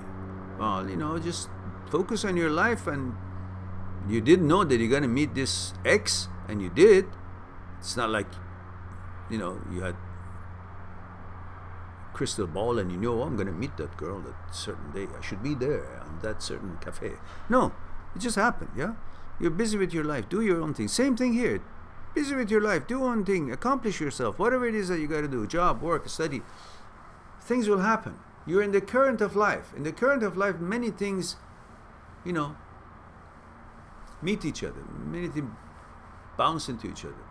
So just like you happen to get to know that ex, you're now moving on, and in a different juncture of this flow of life, you will meet other possibilities, other girlfriends, other candidates. So don't be lazy. It's always good to find a girlfriend. Exchange of emotion. But qualify them. Don't just go after your instinct. You're a heterosexual male, you're programmed to pursue women. And just because they're female, that doesn't mean that they're now qualified. Oh, there's a female. Okay, that's qualified. No. A female is the physical appearance. But what is that person all about? For that, you need to get to know her and then see if she qualifies for you to be in a relationship and offer all the good things about you to her. That takes a bit of time. But the immediate attraction, well, it's based on your instinct and your programming. Whatever your programming is, you're going to be attracted to that gender. And so that attraction is not enough to think that is the right qualified partner. You got to get to know that person and then see if, depending on what your inclination is, we're talking about one kind of relationship. In your case, you will see if that girl is qualified by the way she is put together. Not just physically, but mentally. And then you try to build on that. Otherwise, to us heterosexual males, any girl that looks pretty to our standards is qualified. But that shouldn't be where your qualification criteria stops. That's where everything goes wrong, at the selection stage. Select well, you'll have a better chance to have a longer lasting and better quality of relationship. And that selection should not be just for on the aesthetics of the physical appearance, should be also most definitely with the content of the consciousness of your candidate. All right. Now, Timmy says, my self-worth really took a beating and I feel she stole it. No, she didn't. You lost it. And you didn't lose it. It's just within you. You just can't locate it. She stole nothing. You just got to focus on it and see where it is. Remember, Austin Power, your mojo is there. Just focus on it. It's there. Build your life. You'll find it easily at close proximity of your fingertips. It says, my mind understands, but my heart is still attached. Well, then unattach it. Your heart is attached. Not your heart, is your dick is attached. Detach it and go on. Don't fuss on it. Life is much bigger than that. Life cannot be summed up in one girl or one relationship. Move on. Be a man. God damn it. You can do it. You know, the funny thing is that it's not just that you can't do it. You can do it. Of course you can. But the fact is that you will do it. Whether you want it or not, this time will pass and you will endure and you will actually find happiness and bigger and better things, and you will find another girlfriend and all that. It's all come. The key is how will you deal with it between now and when everything is balanced and good again? Because that will come. How you treat yourself in this, that's where you will be proud or not proud of yourself. So deal with it correctly. Treat yourself right. Do not sit down and cry and moan and groan, oh, I lost it. No. Because believe me, when you actually get over this, which you will, whether you want it or not, at some point, you're going to look back and say, oh, what kind of asshole was it? Why did I stay down so long? Oh, fuck, that's stupid. I don't miss her. I'm fine. I like this girl. Oh, yeah, she's good. What was I stupid thinking about that? That's how you're going to think. But from now until then, don't treat yourself badly and weakly, because then you're going to get on your own case that why was I behaving this way? Why was I feeling this way? Why didn't I get up and enjoy life sooner? Why did I waste my time for that person who treated me that way? And you'll be pissed off at yourself. So think it through. Move on. Get up. Get off your ass and be happy. Be happy. Enjoy life. Sunshine, rain, doesn't matter. So many people out there, so many opportunities out there. Don't treat yourself as if your whole life depends on some what? What? What did she do? What can she do for you? What? Was she paying your rent? Was she helping you to study? Or be better at your job? What? It was just what you were following your programming. You like girls, and she was a girl, and you had a relationship with her. That's it. But beyond that, everybody else that you will find meeting your standard will be able to offer you and help you and make you feel the same as she did, if not better. Just wait for it. Don't make her that big of a deal. If she's not there, then she's not qualified for you to get your attention. That's it. If this wheel doesn't turn for you, I don't care it turns at all. That's how you should think. As wonderful as she may have been, you've been also wonderful that she was wonderful. Now that she's not wonderful anymore, you shouldn't be thinking of her as wonderful, and you should just move on and be wonderful for somebody else. That's all. Treat yourself well. All right. Tambi, sorry. Tambi, say, hello, Uncle Mehran. Hello, Tambi. Nice suit. He says, well, thank you. And you look like $1 million. Well, I just look like it. Well, it would be good to bring the perception to reality, eh? So, Wolves West says, hi, Mehran, 30 male, Vancouver. Oh, my goodness, Vancouver. Are you kidding me? We've actually got someone from Vancouver. Here and now and then, I guess, we get somebody who actually is from my hometown. But, well, welcome, Wolf. Obviously, you've been here before, because I do recognize the name, and at the same time, you know the protocol. Here it is. 30 male, Vancouver. Thank you for that. It says, hi, Mehran, 30 male, Vancouver. It's been more than 1 year since my ex left me. I have returned to university, and I'm working on my accomplishment. Ah, that's my boy. Good for you. However, I have not dated anyone since. Shameful. Not good for you. No soup for you. And I have trouble meeting a woman that I desire as much as my ex. Ah, come on. It's not because you have a trouble to meeting a woman as that you desire as much as you did desire your ex. It's because you still haven't moved on from her. Otherwise, she was no anomaly, and she was not that great. Why? How could she be that great if she's not with you? She can't qualify. She can't worth. Whoever is not with you doesn't worth your attention. So you should not focus. The reason you haven't met, because you haven't been really seeing them as they are. You've been looking at girls but just seeing her. So that has been the virtual stoppage of you actually liking anyone, because you keep comparing. Comparing what? Compare her as she is today and when she broke up with you to these other ones who haven't broken up with you and have not done anything wrong with you. Why don't you compare her actuality of who she is now, not compare her when you guys were together lovey-dovey with the ones that you meet now. Compare her actuality as she was when you broke up, as you guys, as how hurt you were and all that. Compare that quality. Doesn't qualify your attention. Compare her with that in mind, that character of hers in mind when you look at other women. And then you will see she doesn't qualify to be occupying your mind simply. And then you will easily find girls who are even better equipped in every way to be with you and get your attention. And you say she was 9 years younger than me. Jesus. 30, 9 years, 20. Ooh, that was a very bad choice. Very bad choice. 9 years at age 30 is the worst choice you can make. A 30-year-old man is kind of getting ready to make a serious decision. 21-year-old girl at this day and age is not a fully functional woman yet. She doesn't even know who she is. She's still growing up. Every 21-year-old of today is not the same as the 21-year-old of 50 years ago. They're just children still. They just deserve to be with a guy who is 22, 23-year-old max.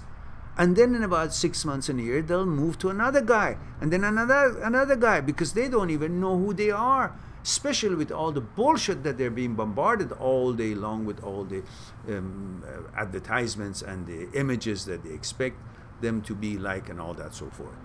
So for a 30-year-old man, you should focus on a 28, 27-year-old girl who has already passed that age of 21, 22, 23, and is beginning to learn what life is all about, what she is all about herself, and then what kind of a man she expects for her because of her age and experience and what she's been exposed to, what she understands of life, and what she expects her boyfriend or her man to be. So I think for the next 2-3 years, you should just play it by ear, and at age 33, you then start looking, because then you know exactly what you want, and you will be looking among the 27, 28-year-old, 29-year-old women who are actually now mature, know who they are, know what they want, and they're not kids, they're not playing around, and they're ready to make some serious commitments. And they are qualified because of the manners, their behavior, and what they know of themselves. They've created character. They understand what life is all about a little bit, and they can appreciate a good thing when they see it. A 21-year-old has never seen a diamond or never seen anything, and you expect her to be an expert in choosing a diamond? Quality, I mean? It's like telling a child which apple is better. Boy, he doesn't know how many apples has he had the chance to grow or cultivate. How many apple trees has seen? How many apples has he tasted? His information is limited. So, same thing. A 21-year-old girl these days is a candidate for a 20-year-old, 21-year-old, 22 or 23-year-old guy. That's it. Not more.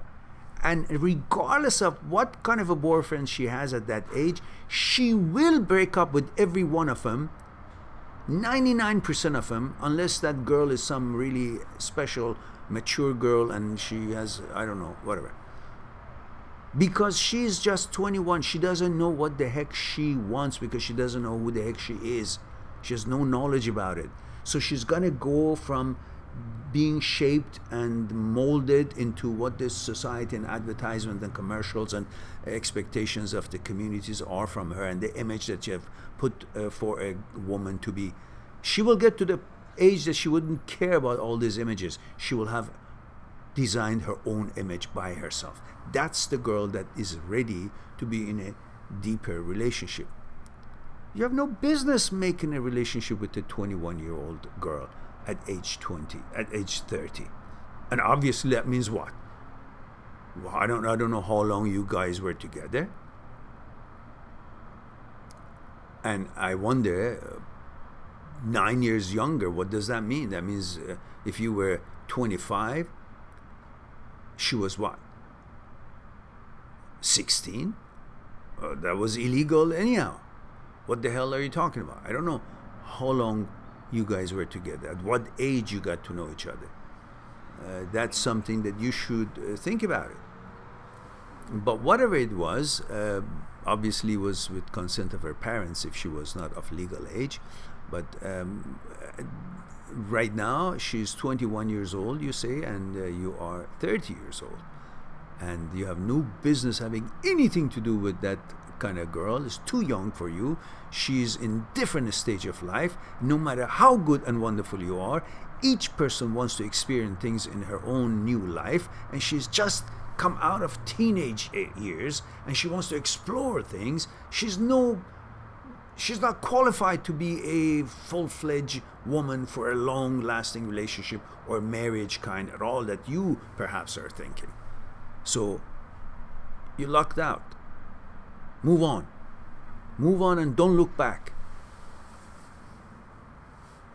Focus on your studies, get your degree, and if there is a girl that is close to your age, at least over 26, 27 years old, you have a better chance than these, you know.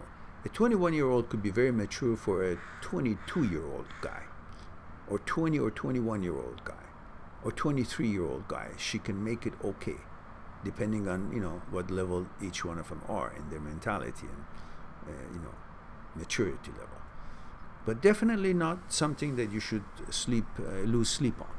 But move on and don't ruin your own life for these ridiculous thinkings of not really thinking it deep and only focusing on her youth and, I don't know, pretty she is and all that. You can't build a relationship on pretty or on youth. You got to build a relationship on the consciousness level. And you can see that her conscious level was not suitable for a relationship between the two of you. So move on. Consider her disqualified instead of considering yourself disqualified because she's broken up or something like that. A 21-year-old compared to you is a child. So young, and you're wondering her decision of breaking up with you means you're not good enough, yet you're 30 years old and she's 21. So what is it that makes you feel that she's better than you? Sexuality, that's all. You're only focusing on pleasure. You're not focusing on who she is. Because if you focus on who she is, obviously you'll see she's not mature enough to be in any long-lasting, serious relationship with you. But you still pursue her. Why? Or think of her. Why? Because you're not focusing on who she is. You're only focusing on her femininity, which you're programmed to pursue in your genes as a heterosexual male. Focus on who she is and you see she's not qualified. I don't care how she looks like. So that should be your guideline for you to free yourself from that and move on with your life and then find someone who's qualified. And he says, very accomplished, honors student. Who are you talking about? She was 9 years younger than me, very accomplished, accomplished in what? 21-year-old, how is she accomplished? Let me see, let me hear that. Unless she has come up with some kind of a scientific breakthrough, I don't think what you're saying really makes any sense. Realistically, I mean, she's not an anomaly, is she? Let me see, why is she so accomplished? Honor student, okay, 21-year-old in college, you can be honor student, okay, so that's not accomplishment. That's something she's good at and she has to be good. She's a student, she should study her buns off, and she's doing it, okay, good. So what if somebody is really good in studying and is an honor student, what? That makes her a good person too? I know lawyers and doctors and scientists who are really amazing in their craft, but they're assholes in humanity, in maturity, and, you know, selfish, self-centered, not a positive influence to the others or a good role model. So what does that mean? Somebody is good in studying. That's not accomplishment. It's something that they should do for what it is that they want to attain. And model, there it is. That's where you hung up. She's a model, and all these propaganda in the world has made a woman who are model to be something to go for. Why? Just because somebody is beautiful or has a body of a model, what? Does that make her a good human being?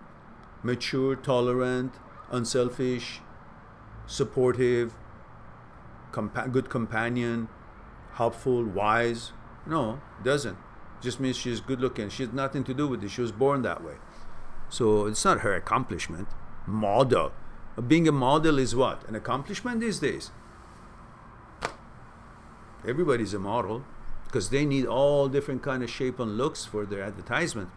So, but you're saying she's hot looking for you. So that's what you're focusing on. And exciting. Exciting what? 21-year-old, you're excited because she's pretty. Otherwise, if she wasn't pretty, do you call her excited? If she wasn't pretty to you, because every woman is beautiful and pretty, but depends on, you know, which man, on, you know, how. So to you, if she wasn't pretty, would you still call her exciting? No, you wouldn't even care if she's a model, because it wouldn't make you feel, you know, that she's meeting your standards of beauty or whatnot. And he says, I was ready to get engaged to her. Oh, really? How dumb can you be? And I'm really serious. A 30-year-old wanted to get engaged with a 21-year-old who knows nothing of life, and all she has done is she's been a good student, which is the age to be a good student, and she's a model. Can you build a relationship on model? She's a model. What, is she going to be a good wife, good human being, a wise person, a good mother, just because she's a model? Since when being a model turned suddenly is a carte blanche to be an expert in everything else? So change your brain. But she wanted to explore and be young. Oh, okay. Now we go back full circle to what I started this conversation with. And he says, I get anxiety and feel ill when I do meet a beautiful woman now, and I think they will just leave eventually when they find better options. You know, you totally need to make an appointment with me. Honestly, I gotta make some money off of you, because you really are not recognizing this is very simple. Very simple. So simple. You're just not seeing it. Dude, you lucked out. A 21-year-old is nowhere near being ready. And you're such a unfocused person right now about your qualities that you actually think that eventually she will meet a better option. She's not a good option herself, and you think that she will find a better option than you? What are you talking about? Again, that's your hormones talking.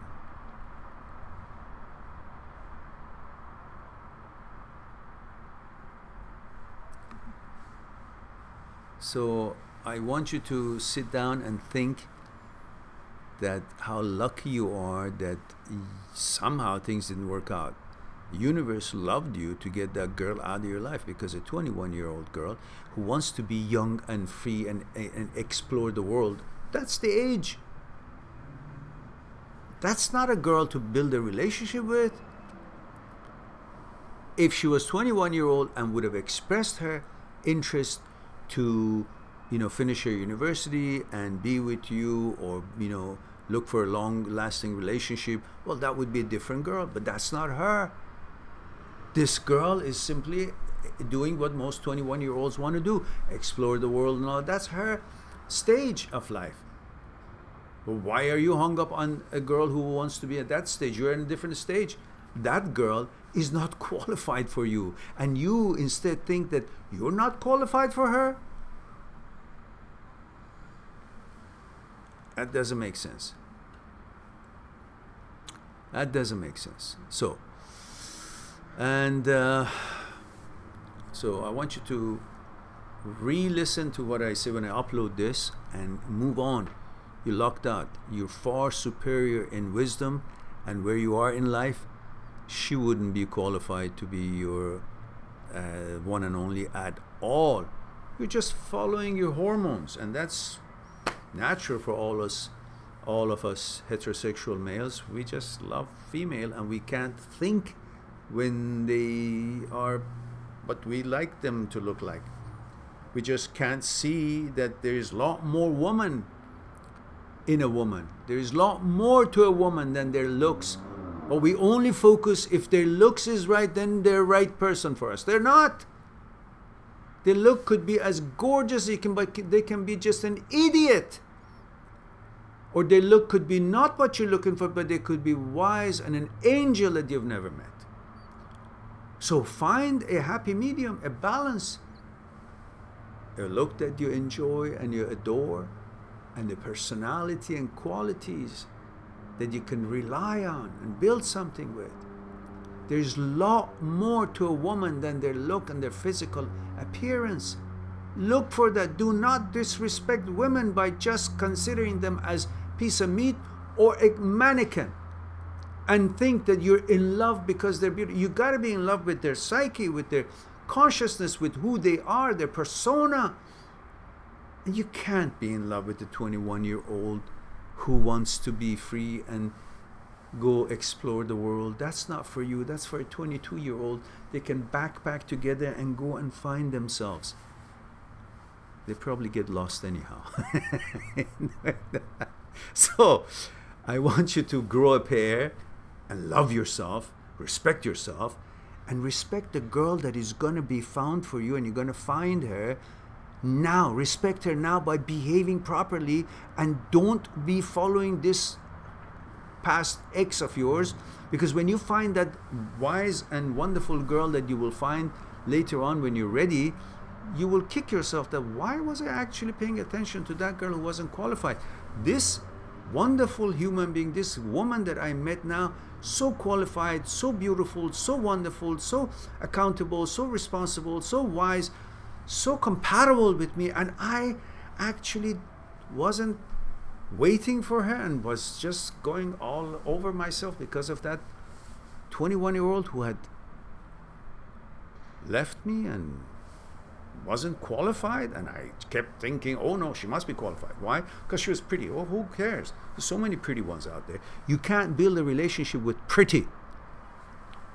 Expect more from a woman, because there's a lot more to a woman than her looks. Respect women and find all the qualities that they have, second to none. And then for that, you got to wait for the one who is awaiting for you somewhere. And you will meet her eventually when the time is right. Now let's move on to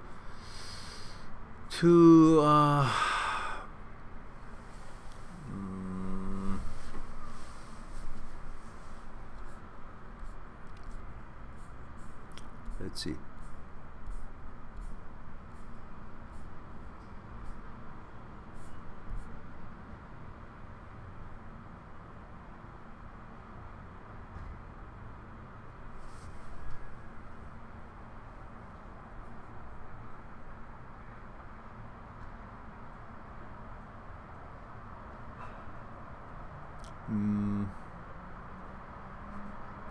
Where was I? I lost it.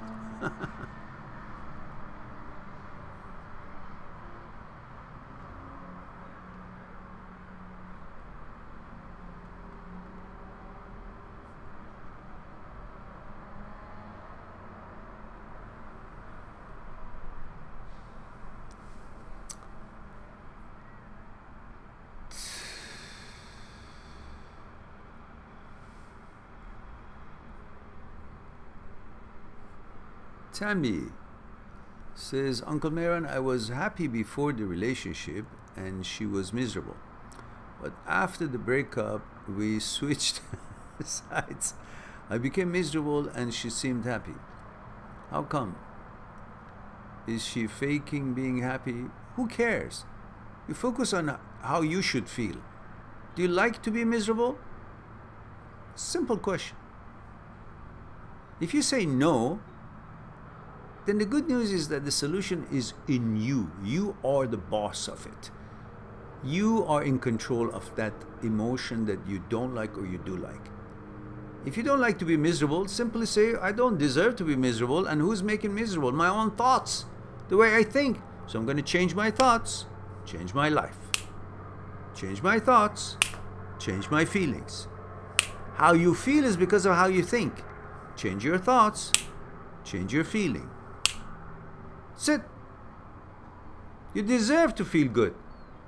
Do you like to feel miserable? No. Then don't. The hell with it. Who gives a shit she's feeling good or not? It's all bullshit. It's all theater. It's all propaganda. It's all promotion. You know that. You should know that if you don't. Whatever it is, don't focus on her.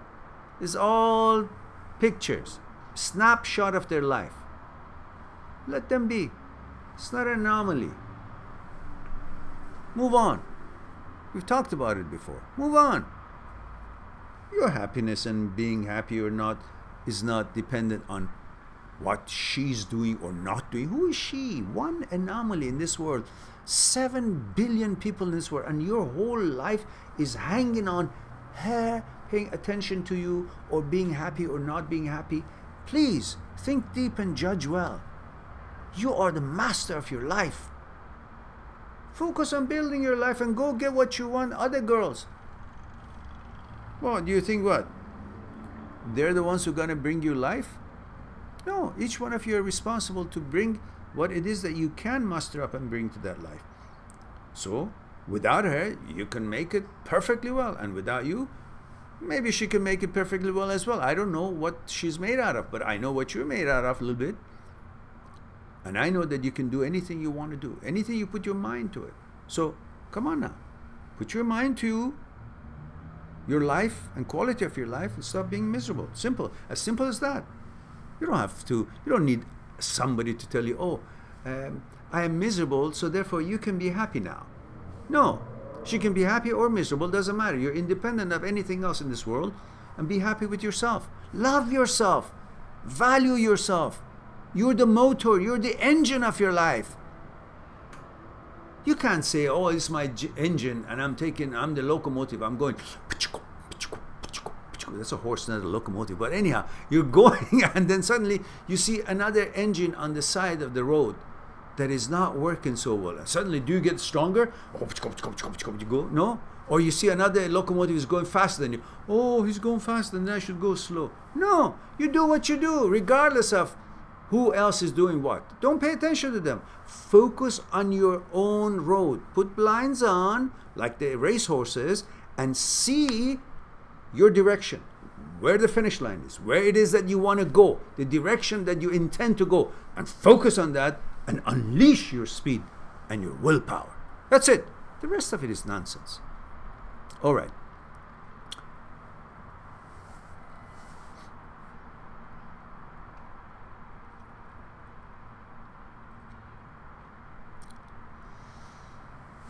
Michael says 24 male, Frenstadt pod Radostem. Okay, I hope I didn't butcher the name. Hello Mehran, how are you? Why women initiate more breakups and divorces than men, and why they like men who don't care much rather than nice guys? Well, that's a nature of human beings who usually want something that it doesn't want them, because they're lacking confidence and they try to get confidence, and the people who already pay attention to them, because they don't have any confidence, much confidence in themselves, they question, why is he paying so much attention to me? I don't think I'm that much, so if he's paying so much attention to me that I don't think I'm much, then maybe he's not much. So if he's not much, I don't want him. And that guy who doesn't pay attention, she says, oh, why is he not paying attention to me? What? I'm not good enough? I am good enough, therefore I want him. Same thing. If a girl pays so much attention to you, you say, oh, she's paying so much attention to me, she's so hung up on me. But I don't see a reason really. You kind of get emboldened, you get empowered. Okay, well, so maybe I'm too good for her. But the other girl, that when you are infatuated with her, you look at her and she kind of looks away. So, oh, what? She didn't like me, so I'm not good enough? I am, so I want her. It's just mind games. So, and why they make divorces and all that? Well, in each case is different. But in one case, let's say, the woman might not find herself accomplished what she wanted to accomplish. She hasn't created an independent life for her. she feels that she came to the relationship so she can find happiness and be provided rather than provide things that she likes for herself by her own careers and her own plans in life. And then she comes into a relationship for a different reason than just building a life and having a relationship. She comes to that relationship for maybe having things that she can't get on her own. And then if things don't go well and she doesn't get all those things, she finds that guy responsible for her not having the things or the lifestyle that she expected her. So in other words, she's basically, instead of going after getting it herself, she's bartering with it. So I come to the relationship and I expect these sort of things. When those sort of things are not met, she says, well, I can't do it myself anyhow. I never did. That's why I came to a relationship with this guy. Part of it was that. So now I go to another guy. Maybe that other guy will get it. So they're not really finding themselves capable of attending to what it is that they're after, and they go to another guy. But that's not all the women. That's just one case, one kind of reason that these women who break up could be the reason that they break up. But there are other reasons. Maybe the guy is an asshole, or maybe they just break up because they're not happy, and their happiness should not be dependent on the relationship, should be dependent on themselves and find the happiness on their own internally, but they don't do that. So whether they're guy or girl they break up, these are some of the reasons that they break up, because they haven't found their own happiness independently, and they try to find their happiness through the relationship or through their partner. And when it fails, because it always fails, happiness should be all dependent on you and independent of your partner, then you break up. So unless I know the exact situation, I can't generalize and say women mostly do the divorce or not, so forth. But one reason could be because there's so many other guys out there hitting on women, and women traditionally, again, not all, we're talking only about a percentage of them, not all. So don't take me wrong. There's so many wonderful, capable women and reliable and amazing, but we're not talking about that. We're talking about the ones who initiate breakups and divorce for no good reason. And those are the ones who believe that their beauty is their trump card, that they expect from that, for that beauty and their physical appearance, they should receive all the things that they want to attain in life. And if that doesn't happen in one relationship, they say, well, time is passing, I want to get all those things that I want, therefore as long as I'm so beautiful and wonderful, or somehow I'm not satisfied for some reason because I didn't get the kind of lifestyle I wanted, so I go to somebody else. Their mentality, the way they've been conditioned or raised themselves, or been raised or thought of themselves, it has a lot to do with if they are divorcing for no reason and jumping from one branch to another. And of course there are many guys who are of such quality the same. They keep changing their girlfriends without good reason. So it goes in both cases, and each have different reasons, but unless I know the exact particulars of the situation, I can't really make that good of a comment on it. Let me just pull this curtain here because it's getting really warm for... All right. That's better. So now where were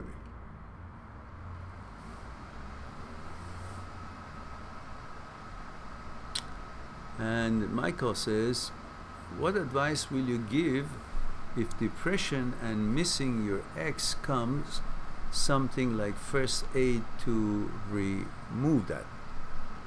Well, if you feel depressed, because I'm not a doctor, I don't want to talk about that.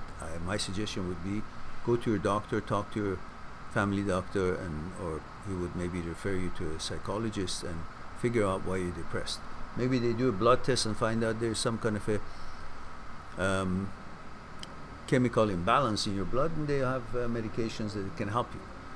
But if you've done that and there's nothing wrong in that department, then your depression is what usually people go through after a breakup, and that's similar to any other thing that you had your hopes high for it and you didn't get it. So you could feel down. And for that, you need to be focused on the things that really brings you happiness, which is fitness, according to your level, to create that dopamine and serotonin and oxytocin in your bloodstream, in your system, by through exercise, which is naturally secreted in your brain. And so fitness is very good. Eat right, eat healthy, and make sure you do things that you're proud of yourself, makes you proud of yourself. Starting with simply making your bed when you get up. Make your bed nice and tight, like if you're in the army. And you feel good. That's an accomplishment, the first accomplishment of the day, and you feel good about it, and you can see you can do things. That already gives you a certain kind of a confidence. And from then on, you go and do everything you can do during the day the best possible way you can. And pursue the things that makes you feel good about yourself by positive things, you know. And definitely don't drink, definitely don't use any drugs, and make sure you be around the people who are positive and they're doing good things for themselves, for the society, and so on. And accomplish your goals and be on that path to build your life. And these sort of things, these accomplishments, bring certain feeling of confidence in you. And that confidence combats that depression, especially combined with good nutrition and not so much sugar and fitness. You'll feel great in no time. All right. Zdenek Haverland. I don't know if it's a name or just a screen name or a bunch of words you put together. Either way, I tried. Male 24 Prague. Okay, yeah, we talked about this, didn't we?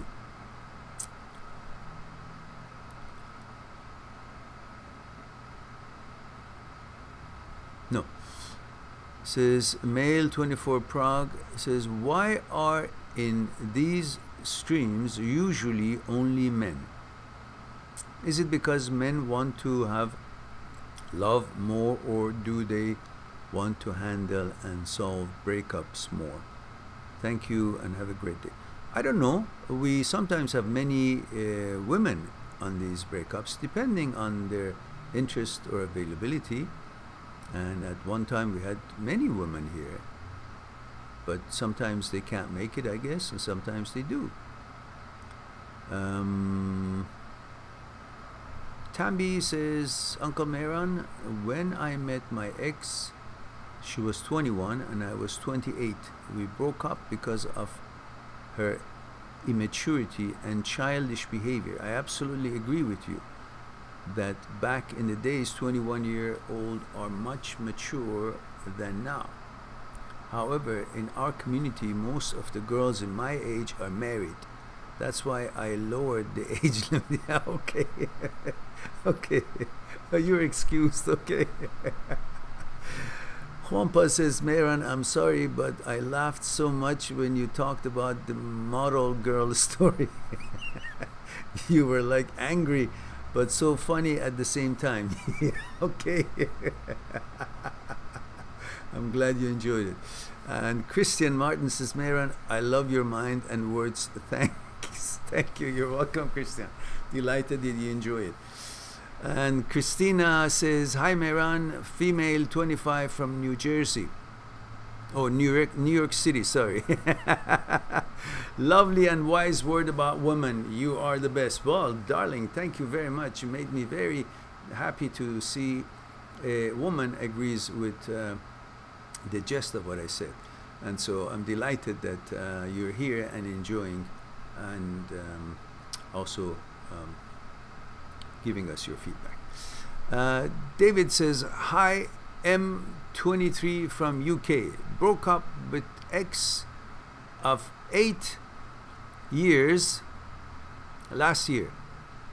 She broke up with me out of the blue, and ever since my confidence has been at an all-time low. Why? Why? Have you answered this question? Have you really answered? Have you, any of you, asked yourself why I feel this way? Or should I feel this way just because she broke up with me? Should I actually, okay, I can understand you can feel that way for a day or two, but should I feel like this for a week? Okay, maybe a week. But should I feel this way for 2 weeks? Maybe just about 2 weeks. That's a max. But should I feel this way more than 2 weeks? Then you should answer yourself. Why? What for? Who was she? Why is she? Why did I feel the way I felt for her anyhow? Was it because of her or because of me having the ability to love women? So she was a woman. I am programmed to love women. So I loved her, or I lust for her, or I got to know her, and because it was lust, and then it turned into a certain kind of a routine, and then I got to know her and I kind of felt like, oh, she was great and whatever, it made me feel good. But then when she broke up, why am I still feeling that she makes me feel good? Because I liked her because she made me feel good for the reasons that we talked about. But now that she's broken up, why am I still feeling that I like her? She doesn't make me feel good anymore. She's not even there for me, for any reason, physically or mentally, as support or as whatever. So why? Have you asked yourself? I liked her for these reasons. I loved her for these reasons. But she made me feel good for these reasons. And all that because she was with me. She's now not with me. So why am I still feeling the same way for her? If for me to feel that way, she had to be with me, and she was, so I felt that way. But she's not with me now. Why am I still feeling that way? Why? She's not giving me the physical attention. She's not giving me the mental support. She's not actually giving me the kind of a routine that we had together, the order that we had. She broke it all off. She went off the rail that we actually had planned. So why am I still thinking she's great? She was great for those reasons, but she's not complying with those reasons. Why am I still thinking she's great? Why? Have you asked yourself that? And you will see that the reason is because you're programmed to love, to like, to pursue, to search, seek female. That's in your genes. If you're a heterosexual male, you are programmed in your gene to want women. And this wanting confuses you that you're supposed to want any woman. No. Just because she's female, that is not a qualification. That is not the complete standards of your qualification to want her. That is your instinct that wants her. But there's a lot more to a woman than her looks. And you gotta see, does she still have the stuff beyond her looks that warrants my attention and my care and love and dedication to her? Then you will see for that you require certain standards to be met. And you will see that she doesn't meet those standards. Then you will say she's not qualified. Therefore, the part that I want her is only sexual. And I can't build a relationship on sex only. You know that. Therefore, you will see that what really makes her great now is my ability to desire a woman, not her. Because what makes a woman great to me should be her qualifications based on her consciousness and her values and her conditioning and so on. But she has none of them right now because she's not with me. So why am I still wanting her? Because I'm a heterosexual male and she's a female and I'm programmed for her. So that means it's just sex that pulls me and makes me think she's great. But that is not because anything she has done. She was born like that. It's because I have the ability to desire women. And that ability can simply be directed toward other women. She's not the anomaly. When you look at it this way, you'll say, well, I don't have to miss her. There is no must that I should miss her. I should miss the one that qualifies. She doesn't qualify. I just proved it, you say. And therefore, on that note, you'll focus on other possibilities. And you'll be fine. And David says, to make matters worse, my hair has started to fall, likely due to age, stress of breakup. Yeah, okay, but you're not your hair. You're a lot more than a hair. everyone's hair falls off. Look at mine. Everybody, every young man these days, for many reasons. All the garbage in the air, pollution in our foods, and all the hormones and the shit stuff that is there. We men are not necessarily enjoying, the same kind of environment and the food that we used to get 50 years ago. So what? Women know that okay, if my hair is gone, it's not because there's something wrong with me. It's because simply that's what the environment, the bullshit of this life is, and that happens. And it's not an anomaly. Almost everyone's hair at a younger age these days is reduced. So that's nothing you should focus on. Because look, girls don't choose men the way men choose girls. Men are looking for all these beauty parts because, we're visual. That's how we get attracted to a woman at the outset. Until then we know who they are, how they are, and even if they're gorgeous beauty, drop dead gorgeous, we may lose interest because of what we found out about their consciousness and who they are. And sometimes they're not as beautiful as we would have liked, but they're nice. But then we get to know them and say, wow, what angelic they are, and we fall in love with that. So this is, at the outset, we are very much focused on their looks. That's how we get attracted to them. But the girls don't choose us based on the same way that we choose them. They're not really that hung up on how we look. They're right off the bat looking at what's inside our heads, our consciousness, how we treat them, how we think, what capabilities we have, how we negotiate life. They're much deeper, wiser in choice, in their choosings. We are very primal. We're like gorillas. We don't focus on all the things that we should focus to qualify a woman to find a real good mate. We just go by the hormones. That's why we make most of the mistakes in our selection time. Unless the woman with that look that we desire, whatever your desire is, with that standards, also have all those credibilities and credentials and conditionings and qualities in their consciousness, well, they can't build anything on it. That's why most relationships don't really go anywhere. So women are not choosing you based on your hair as you might be choosing a woman based on their looks and hair and all that. So don't worry about that. That's just nonsense. How many gorgeous women have you seen with a guy that is like about a meter shorter than her and is fat and got hair everywhere but his head, let's say, and he's got teeth like he's going like coming out of a, I don't know, hog style, but the guy probably is a nice guy. Or if he's not a nice guy and the girl was there, maybe he's got money, I don't know. But that doesn't tell you anything about that girl. What kind of a choice is that? But if she is a real nice person and she's with that guy, that means she really didn't choose the guy for his looks. She was looking deeper for quality. And that guy, with all of her shortcomings that he might have with the looks, must be a real nice person. A nice human being. A human being that she, with all her beauty and qualities, wanted to build something with. That's how girls choose a man. Because they want to build something. Women are nesters. They choose a man to build something, not to have a fling. Well, of course, these days there are lots of women who just want to have a fling, one after the other. That's different. But eventually, when they want to choose a long-term relationship, they're not choosing it like you think they're choosing you. They're not looking at your hair. They're looking at what's inside you.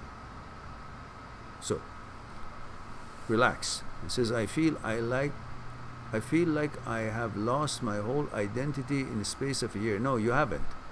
Just you're not looking at it. Your identity is exactly where it's supposed to be. And if you think you've lost it, that means even then you didn't have the identity that you have. You weren't focused on it. Focus on your identity. Your identity is in your efforts in life. It's not in your looks. It's in your efforts in life. And how determined you are to make yourself a better version of yourself. And make this life to feel that you were here for a reason. for a purpose, and you added something to this nature, to this universe, to this life, for yourself, your family, and for the others. You benefited the humanity in one way or another. That's where your identity is, my friend. Michael says, thank you, I'm going to buy one of your books and give you little support. Okay. All right, good. Tambi says, best of the best, Uncle Mehran. Many, many thanks and thumbs up. There we go. I just recommended you to my co-worker. Thank you. Dankeschön. Now, the ones who haven't clicked on like, please do like the live stream if you like, and if you don't like, don't do a damn thing. Just move on. Say bye-bye. If you haven't subscribed, please subscribe if it's the first time you're here. And of course, as you know, we have over 1,400 videos on this channel. All you have to do, go on the search engine of my channel and put in what you're thinking. The feeling that you have in words, just put it there, and there are bound to be videos on it. And of course, you can go on my site, mind@seekstruth.com, and click on Talk to Me for consultation. I'm one Skype call away, and we can discuss one-on-one on Skype what's concerning you, which I do all around the week with people around the world who need it. And of course, you have an opportunity to click on the books that I've written on my site, mind@seekstruth.com, and see table of contents of each book. See if you like the contents that have been covered in that book, and click further, read a sample chapter, and acquire the books either in print, which are expensive, but the same book, same pages, same content is in ebook, and instead of $100, you can buy them for $5, $6, or $7, depending on which book. Now, having said that, let's get back to our program. The Omega Boy says, insomnia, I cannot sleep. Meditate, and that will help you. Or check with your doctor and find out what is the problem. David Gonzalez says, hi Mehran, hope you are feeling well. Well, thank you, dear. David, 22, Mexico. Should we always give 100% in our relationships?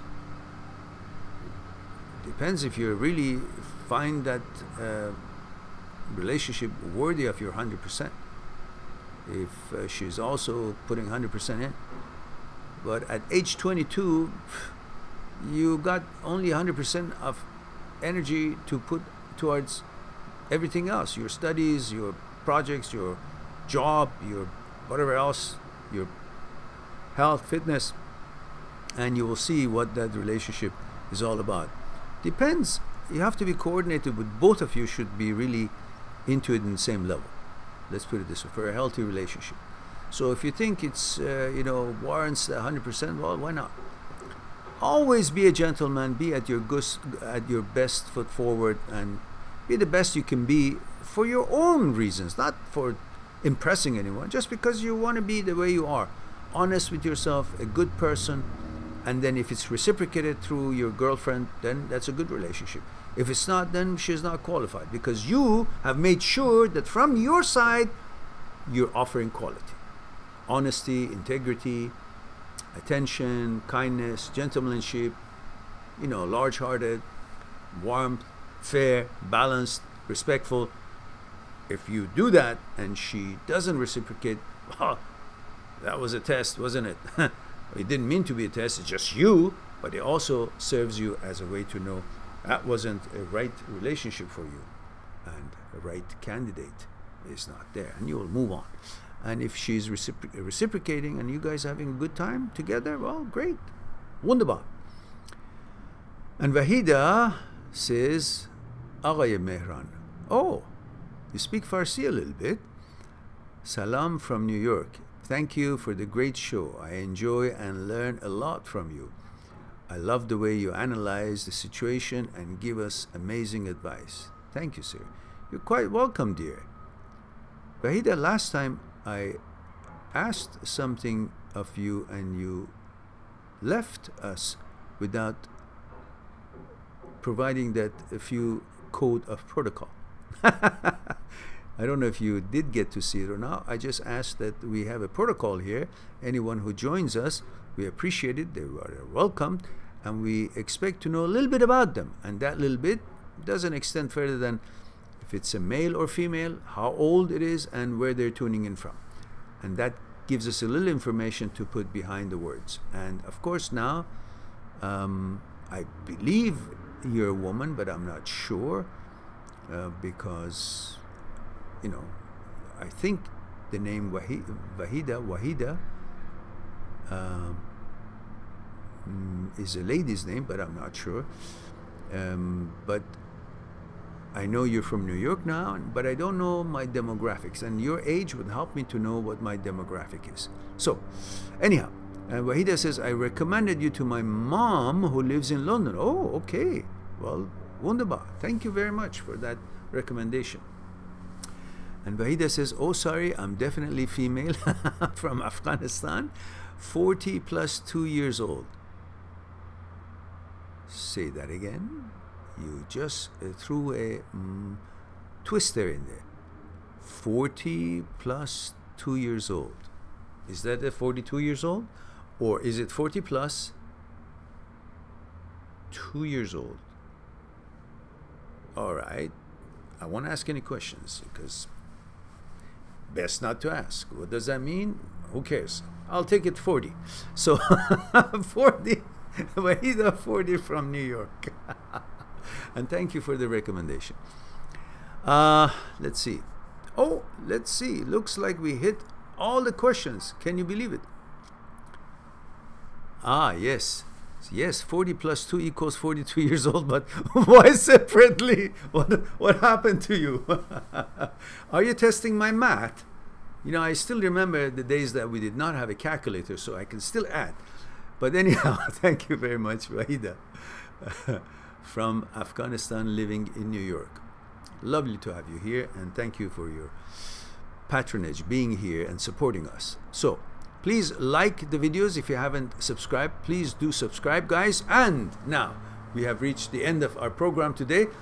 I love you all. Thank you very much for giving you some of your time to me so we could share all these. And to this week, we had something like 5 or 6 live shows since Friday, because we had Friday and then Friday night and Saturday and then Saturday night. That was 4, and then today that's 5. Which we try to have some evening shows like 12 midnights or 10 Vancouver time, 10 p.m. because then we can reach certain kind of parts of the world that we don't usually reach because of the time differences. So we have been able to connect with New Zealand, Australia, Singapore, Hong Kong, India, when we have a late show at 10 p.m. or 12 midnight. So I look forward to talk to you again, hopefully by next Friday. In the meantime, you're always welcome to contact me through Skype, make an appointment, talk to me one-on-one on Skype, and we'll go through and explore it together, whatever it is concerning you. I love you all. Take good care of yourself and the others, and I'll talk to you soon. Bye for now.